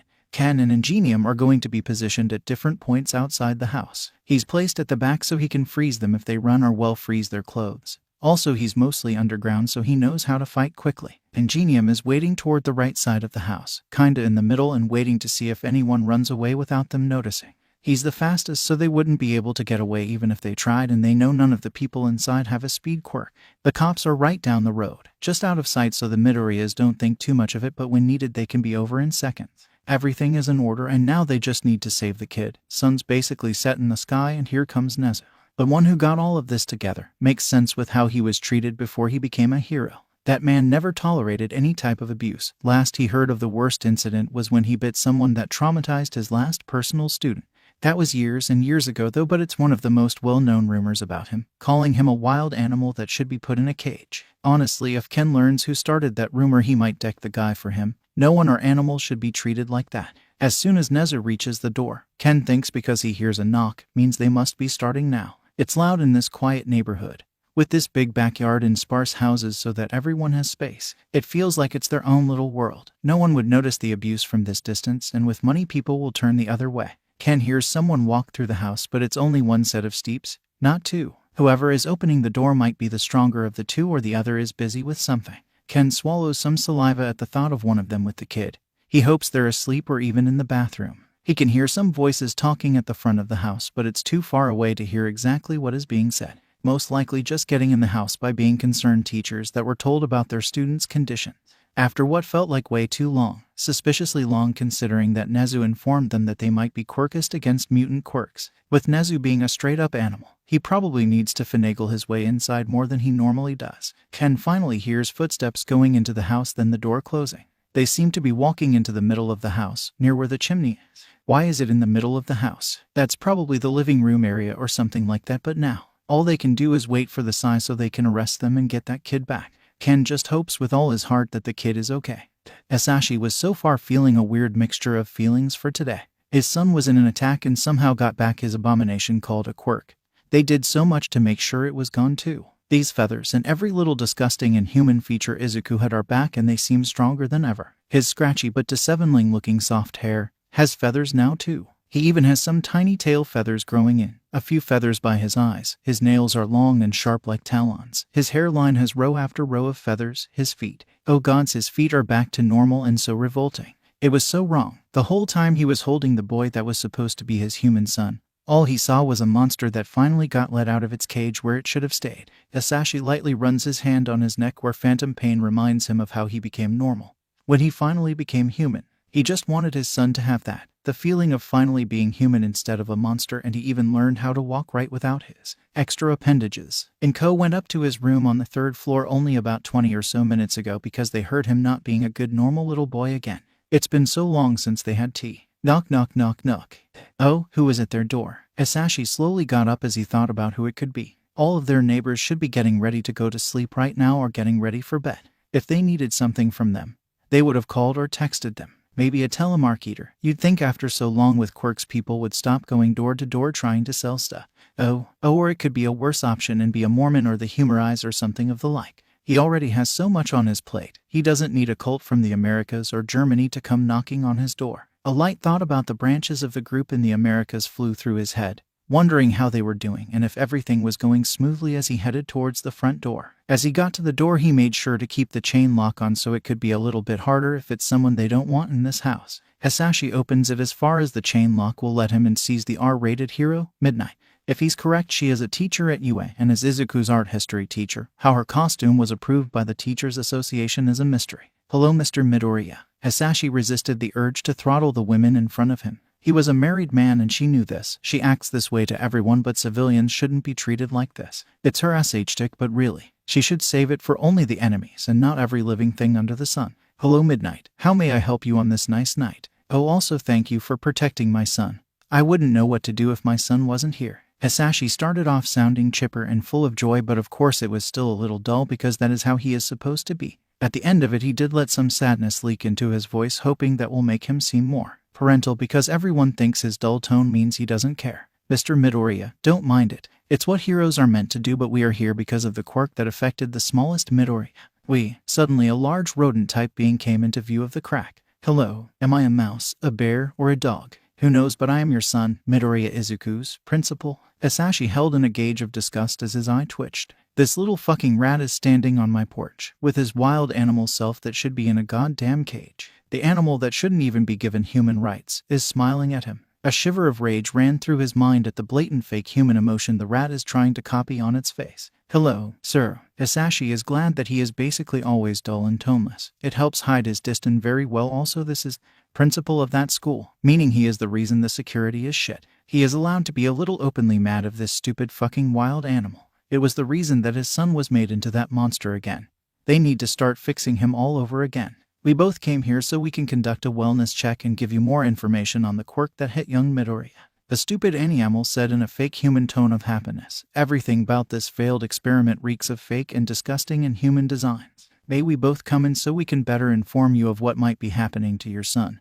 This is also for his health and safety. Hisashi had to let it in. He couldn't refuse because that would be too obvious. He needed to let this thing into his home, his safe haven. Of course, come inside and tell me everything you know so I can make sure my son's health is stable. He let slight joy slip into his voice even if it wasn't real. He needed appearances after all. Hisashi closed the door and was tempted to lock it, but quickly unlocked it fully and opened it up for the hero animal. He led them to the living room, passing by all the photos on the wall and some hero merch that couldn't fit into Izuku's sleeping room. Enko, my wife, was making food but took a quick break. I think she's in the bathroom at the moment or is checking if Izuku has woken up yet. The hero and things sit on the couch. He's getting a new couch when he can. Hisashi sits in his favorite armchair closest to the fireplace. We were both very worried when he wouldn't wake up, let alone the wing things on his back, the feathers, and oh god, his feet. Our little Izuku had so many birth problems that he lost his toes when he was a baby. He puts a hand on his head and massages it a bit. Thinking of all they will have to get rid of once again was giving him a slight headache. It was shocking and somewhat off-putting to see our little boy looking so different, and we are hoping the effects of the quirk won't last so long because neither of us know how to take care of someone with a bird mutation. He looked over to the two heroes as they sat on the couch quietly. Midnight was looking around a bit while the thing was looking straight into his eyes. Hisashi just wants to use his quirk to get rid of the rodent that wiggled its way into his home. Just set that thing ablaze. Of course, Mr. Midoriya. I understand wanting to know all of what could go wrong, and this must put you far out of your comfort zone. I will personally give you every bit of information I have gathered of this quirk and all the effects that it might have on young Midoriya. The rat said in a disgusting imitation of joy, as it pulled out a giant notebook that seemed to be completely filled to the brim with writing and sticky notes. Let's get started, shall we? This little, annoying, revolting, fucking inhuman will.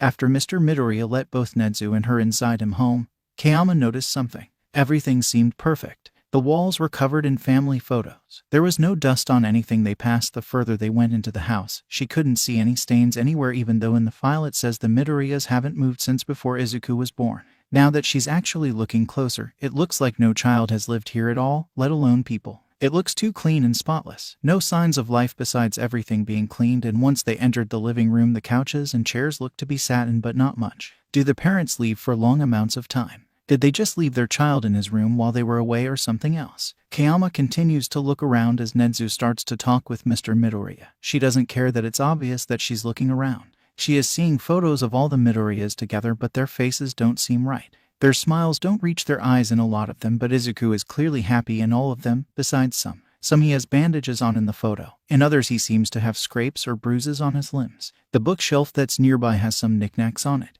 They feel faker than the smiles in the pictures around the house. Kayama lets her eyes drift over to the fireplace that is closest to Mr. Midoriya's seat. It seems to still be used by the family, which is rare. She knows this house has normal heating, but maybe they just like to use it.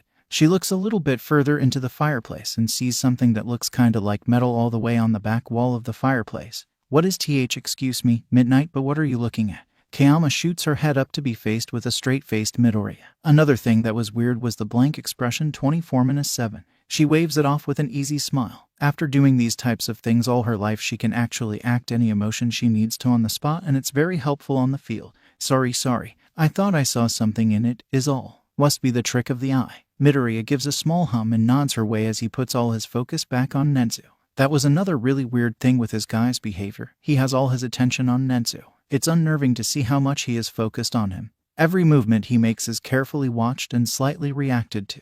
Now that Kayama thinks about it, it's like he's watching and waiting for Nezu to lash out of something, waiting for him to do something, but she doesn't know what. Kayama sits there a little longer through the conversation until she gets a quick side-eye look from Nezu. A quiet message to look around. An easy thing to do by asking to use the bathroom. She's really glad Sho drilled in sneaking skill for all his close friends, or else this would be harder in heels. I'm so sorry, Mr. Midoriya, but can you let me know where your bathroom is? She says the last bit as a whisper, so it seems like she didn't want that part to be heard, to make it look normal and embarrassed by something simple. Look more human, Kayama. Look more human and less like a hero on guard. Midoriya looked at her for a little bit as if to assess if she was telling the truth. That's okay, Midnight. Every normal person has a bladder, so there is no need to be embarrassed by it. There is one down the hall by the stairs, but if that one is too small, there is another one on the second floor. That one might be preoccupied by my wife at the moment, though. She likes that one better than the one on this floor of the house. Midoriya pointed to the hall to his left as he explained where Midoriya & Co. should be. She'll be the judge of that. Kayama gave a big smile and thanked the man as she quickly shuffled out of the living room, making it look like you were having trouble holding it in. Kayama, you got this. She scuttled off to where he said the bathroom was, but she took her sweet old time. Kayama looked around and saw that everything was still so spotless. She finally found a good way to describe it. It's like they just bought the house, like it hasn't been used or lived in yet, and it set her on edge so much. She doesn't know how many times she has to think of this, but Izuku Midoriya grew up in this house. This 3-story house that looks like it hasn't been touched yet. She sees all the photos that look so fake it hurts, the straight and tense postures in all of them, the smile that never reached either of the parents' eyes, the time where Kayama can see a little bit of a bandage wrap peeking out of his clothes. There are so many red flags at this point that they are bright flashing neon lights that burn her retina. Kayama finally gets to the bathroom she was supposed to use, but she's not going to. Taking a quick look into the kitchen ends up with her a bit confused. All the food seems to be done. Everything is one low heat just to keep it warm, and that's all. If the food has been done, then why didn't they eat yet? Was it just that she got done then took a leak, or was it she got done and went to get Izuku? Where is that woman right now? Kayama quickly but quietly made her way back to the stairs and started to go up them. She wants to be as quiet as she can so that if she finds the other Midoriya doing something unsavory, she can catch them off guard. She was lucky the stairs weren't as squeaky as they could have been, but looking farther up them to where the 3rd floor would be, they start to look older and less cared for. She quickly takes a look around to see a master bedroom, a bathroom, a small study/office, a kid's bedroom. The room had a lock on the door. The lock looked new, and it even had another one at the top of it as well. That wasn't normal. A kid's room shouldn't be able to lock only from the outside. Kayama looks inside Izuku's room to see it stuffed to the brim with hero merch, all different shapes and sizes. There was a lot of All Might, but the kid had some of Mike's, one of Vlad, best jean set, edge shot, a single Ryukyu, and tucked out of the way. Under the kid's bed, because Kayama wanted to be thorough, was a single small t-shirt with Gang Orca on it.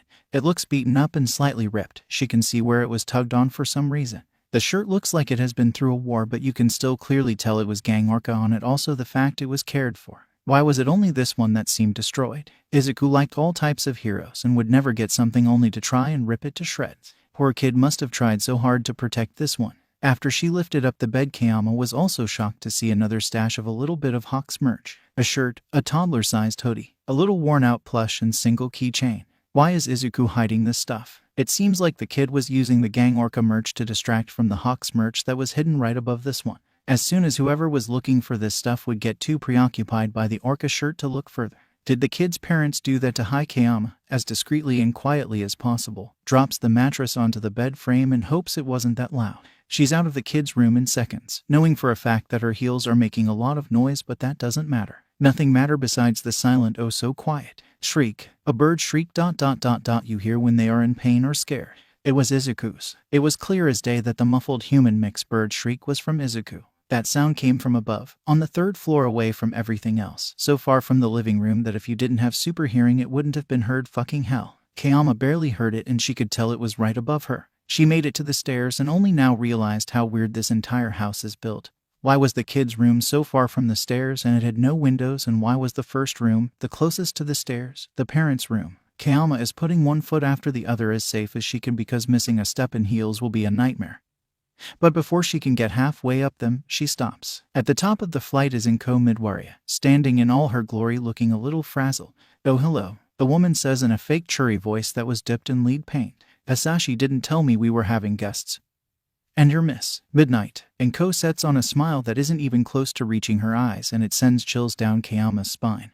That smile was disturbingly close to the smile her aunt always wore. My little baby just loves your work. Enko takes one step down to get closer to her, but Kayama takes a cautious step back. Fighting on steps and heels are a nightmare. It's fucking doable if you sold your soul to Satan, Akanetsu, so he can teach you how to do it right and make a whole fucking course track set around fighting in heels. He just loves how you saved so many people from sexual abuse or assault and helped those in hiding because they were too embarrassed to come forth about their assault because it came from a family member. The last line of words sends a cold bucket ice down Kayama's spine. Not many knew, but you could say her aunt wasn't a human in her eyes anymore, nor family, but she would never want to say that woman's name even in her head ever again. Not after all the times she screamed it out, begging for it to stop. How dare she use that against me? In the short moment that Kayama's mind was running on how this random person would know that little tidbit of information, Enko went down 5 more steps as quick as a snack. Oh, I know that look. I'm so sorry. Sometimes my mouth just flies off and I say some things I shouldn't have.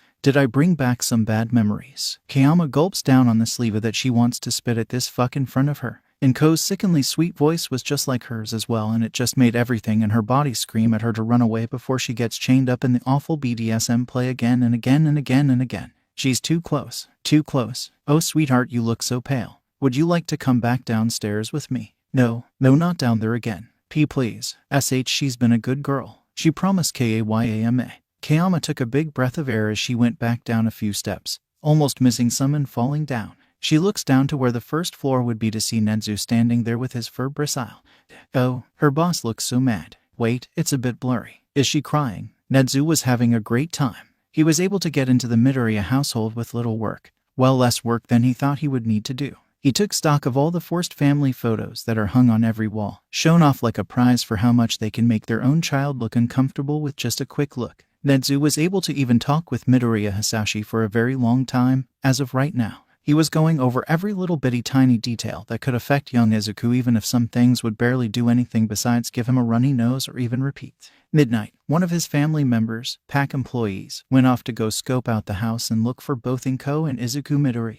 He was too busy being a distraction, and he knew he could let Midnight handle this. Netsu believed in her ability just like he believed in his own analysis skills. This should be easy. This should have been easy. It became clear after Netsu was able to hear, barely a whisper of a yell of pain. That sound was coming from the top of the house, the farthest room on the highest level, and the person was either trying to be quiet or they were being forced to not speak. As soon as the sound that Netsu almost didn't notice was made, a loud thump was heard on the floor above this one. What the Hasashi looked up at the ceiling, but Netsu reacted quickly, slamming the book close as the loud clacking of heels were heard from above. Well, Mr. Midoriya, it seems my employee found something distasteful while they were on the second floor using the bathroom. He eyed the man in front of him as he zeroed in on the skin around his jaw and neck that seemed just a few shades off. What do you mean distasteful? The, frankly, giant of a man that Nedzu guesses is somewhere in the 6 feet range, stood up and looked at the ceiling with slowly worse hidden anger. He was still trying to be blank, it seemed. He knew this would make him angry, but that didn't matter anymore as he can hear Midnight quickly making it to the stairs and starting to go up them. Why is she stomping around my house like that? Nedzu was thrown an icy glare as the man started to walk a little away from his chair. He needed to keep the 2 adult Midoriyas away from each other. He doesn't need 2 people that know how to fight well together right now. What he needs to do is get young Izuku out of here as quickly as he can, or at least let Midnight do it. He moved himself so it would look like he just wanted to walk besides the tall man, but in reality Nedzu noticed how much he seemed to hate the idea of touch him or letting anything he owned touch him by the way Mr. Midoriya tried to hide his rage when he sat on his couch. Hisashi Midoriya backed up a bit just like Nedzu thought he would to avoid touching him and gave him a big smile. Most people think he's trying to look more human, but it's just a way he likes contorting his face to hide his raging emotions at different moments.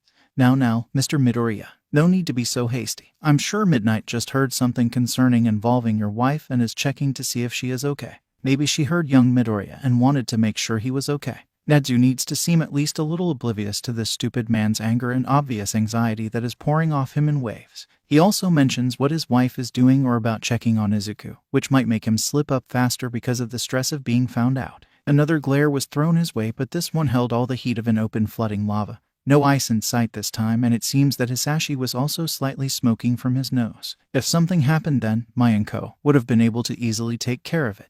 Do you not believe us to be able to take care of our own child?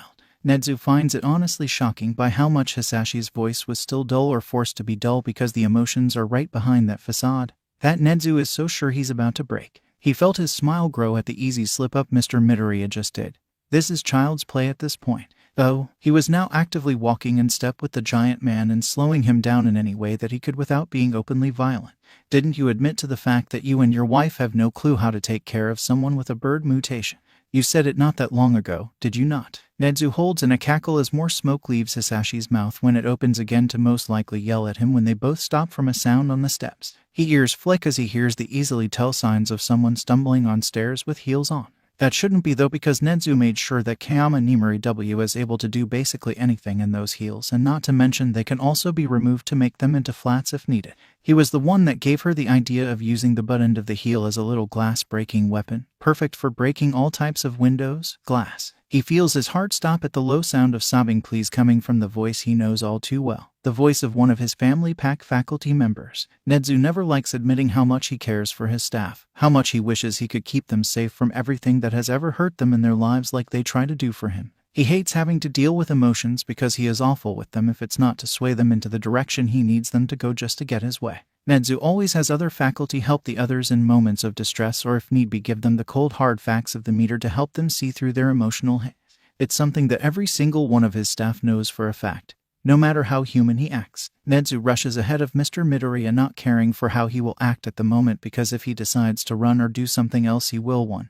Be able to dodge it, and 2. Someone will be able to catch him. He turns to look up at the stairs to see one Kayama Nimari's back that is shaking from obvious fear from the person that is using the height of the stairs to tower over her, just like when she was little. Nedzu has all the secrets of the staff mesmerized and sorted into a safe spot in his brain from the times they just wanted to dump all their emotions onto someone that wouldn't be as affected as a normal human. He knows of Kayama's childhood and how it was stolen from her. How she sometimes comes to lay in his office, like everyone else, just to feel safe in moments where being surrounded by family pack doesn't cut it.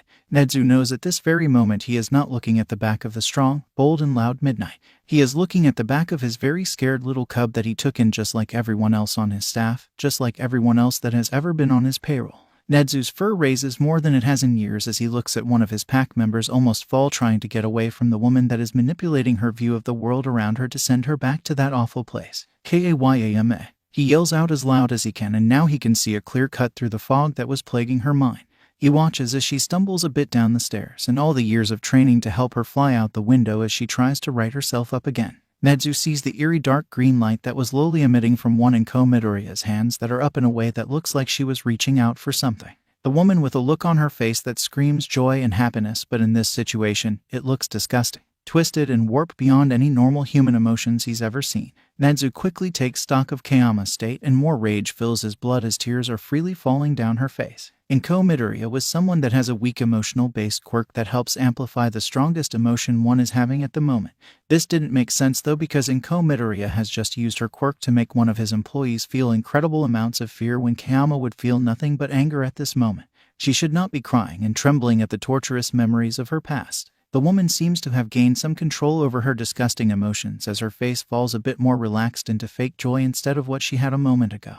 Oh, Nedzu is also here. That is just. Nedzu can see the struggle on her face as she tries to look normal and not full of rage at seeing him. Both of these people just seem to despise his presence. That is just great. Kayama starts to go down the stairs more to get away from the one that could apparently easily trigger her flashbacks, and he swiftly pushes the button in his vest that will inform the police to come in. Not the one for the heroes outside, they should already be dealing with Hisashi. The other pros need to make sure Hisashi doesn't run, but they will help when they can. Nedzu climbs the stairs and passes Kayama so that she can deal with Hisashi if he is still there. She could easily just fill the first floor with so much sleeping gas that it could take hours to air out. Hello Midoriya and Co. It seems for some strange reason you used your quirk on one of my staff and a pro hero. You also seem to just continue to make more and more idiotic mistakes. He lets the words hiss out as he sneers at her, teeth fully on display. Enko looks to be still trying to come off as a nice and overly happy mother, but it's quickly falling with him in front of her. Well, that woman was threatening my precious baby boy. Do you expect me to just stand by and let a supposed hero do that?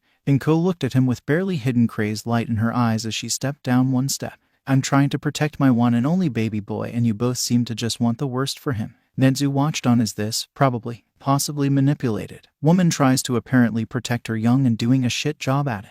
If she's been manipulated and maybe if he can reason with her. Ma'am, how are you protecting your son right now so I don't get in your way? We only want what's best for young Midori. He needs to get to young Izuku, but if he can get out of a situation without hurting someone, that is the best option. Nedzu can only smell a little bit of fresh blood. What one would have from a paper cut or a little bit more like a scrape. What he said somehow caught the attention of Enko and she looked back to the room behind her real quick. He's gotten wings because of that quirk. He's gotten feathers because of that quirk. That's not how he normally is and it will hurt him in the long run. Enko Midoriya said matter-of-factly, like it was common knowledge such as the sky is blue or the sun makes light. This honestly put Nedzu off a little. What does she mean? This will only hurt him in the long run. That doesn't make sense. Yes, there are hate groups and hate crimes, but it is being regulated the best it can with how the HPSC is running things right now. A shit way of running things too. What really needs to happen is a reform or a tear down, but no one wants to admit that out loud besides some small groups. I need to make sure my baby won't be hurt by all those feathers and talons and wings and Enko Midoriya took a gulp as she stared him down, but he thinks he understands her line of thinking now. Everything she is saying. Every point made. He can see it clearly by all the things she pointed out. Nedzu's fur stands on end. It was a lost cause from the start to try and talk to her. You only pointed out all of his mutations in Enko Midoriya. You are being incredibly quirkiest and severely discriminative toward mutations in general. Nedzu walked up one step as he continued. Your son was affected by a quirk that has given him a bird of prey mutation. Yes, that is true. He sends her a hard glare as he goes up some more steps, her face trying desperately to stay neutral when it wants to set into a scowl.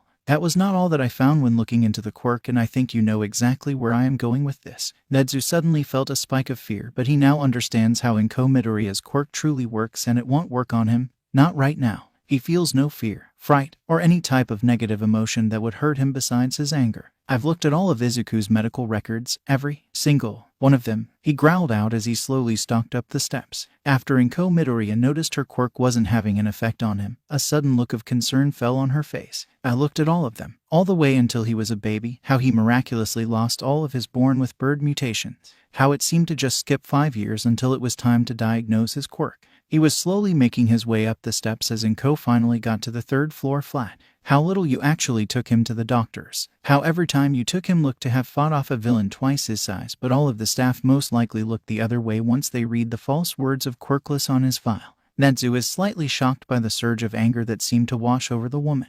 My son is Quirkless. He was never born with those disgusting things attached to him. Enko yelled out and Nedzu swore he felt the house shake a little at the volume.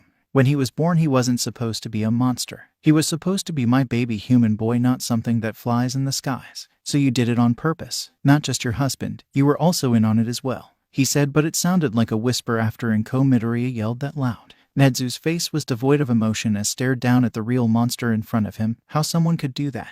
Enko just looked like she finally lost her last fight of holding back her quirkest and honestly disturbing thoughts. Fine, you stupid fucking wild animal. Witty idiot. I saw one look at that disgusting thing that crawled out of me and realized that I birthed a monster, an animal that should have been thrown to the curb and run over. I was all for killing that thing that came out of me, but my darling husband, a man that was able to remove and leave behind his monstrous form, told me we could fix him like he fixed himself. My baby could be human with just a little bit of work, and I would only have to see my baby struggle with walking without those awful tail feathers and inhuman feet, if you could even call them that. Nedzu almost couldn't believe that this was the woman that gave birth to Izuku. In no way do they act alike or even hold anything close to the same ideals. He of course knew that humans were sometimes the most putrid and disturbing things that nature has ever had the displeasure of making. He only gave those close to him a pass and tried his best to be neutral with everyone else, but in these moments only an omnipotent being would be able to understand why he didn't try to tear everything humans have ever made down to the ground. I made him better. I made him human, but I did have to file down his weapons. Those gross long black talons. I would go so far back that thing would bleed sometimes. Me and Hisashi made sure that he was able to hold back his noises that he made. The things that made him an animal, and we were left with the perfect, most obedient child that just wanted to save everyone and everything but himself. Enko Midoriya seemed to be going into an intelligent ramble after holding all this information in for so long, and the look in her eyes screamed with joy just talking about making her own flesh and blood bleed. Nedzu has had enough. He didn't need to hear more of this delusional talk. I am the perfect mother that made sure her one and only precious baby boy could be hum. He was able to find the most effective way of getting up to the woman by running on all fours. It seemed she lose to even react quick enough to stop him. Nedzu was already by her feet as he jumped up and kicked off the wall to get closer to her head. Enko was able to throw her hands in front of her face, but not fast enough to not stop herself from falling backwards. I think I've heard ample amount of evidence spill from your cruel lips to put you away until you rot. He was now in the position to look down at the woman that hurt one of his students pack a cub as she cowered back looking around. Most likely for a weapon or her partner. How dare an wild animal like you hurt me. Her face fell as more anger left her as Nedzu is sure she finally realized that no help was coming for her. It was in moments like these that Nedzu was so happy that he chose not to use any knockout gas for his support items. Whenever he is able to fight head on, he always wants to cause the most amount of damage he can on these things that act like good normal humans. Enko Midoriya shot her hands up again as he brought out his miniature metal baton. Not wasting any more time, Nedzu slammed the blunt weapon down on her head with enough force that it should knock her out and give her a nice concussion. That will make it harder for her to escape and make sure that if she did get up again, others could make sure she gets slapped around a bit at least. Nedzu's eyes were cold and emotionless, looking at the excuse for a human slumped down to the floor after finally passing out. He swiftly schooled his expression after hearing a whimper from the farthest door down the hall, the only one closed out of the three up here. Nedzu still needed to get Izuku to safety and make sure his wounds weren't that bad. Izuku's wings ached and his arms stung. He was swimming in terror after his mother left the room. She was whispering to him as that dark green light flooded the room again, saying how if he's not quite for what every guest is in the house, she would be getting his wings off faster than what she was doing. Mother had been plucking out feather after feather, one by one, and if he so much as made a peep or any noise, she would put a light cut on his arm to remind him to shut up. He needed to be quiet, needed to be a good normal boy and become a normal boy again, even though he didn't want to. Izuku didn't want his wings taken from him when he got the ability to fly away from all this, to soar through the sky away from all the responsibility of being a normal human boy. He was finally comfortable in his own skin. He was actually happy about getting his wings after not thinking about how inhuman they are. He was overjoyed, but his parents wanted them gone in 2 days at least, and Mother said she would show him how much his wings could put him in pain. He should have listened to his mother and chopped these things off as soon as he saw them. After shivering in the corner of the room, Izuku heard the distinct voice of Nedzu yelling the civilian name of Midnight Sensei.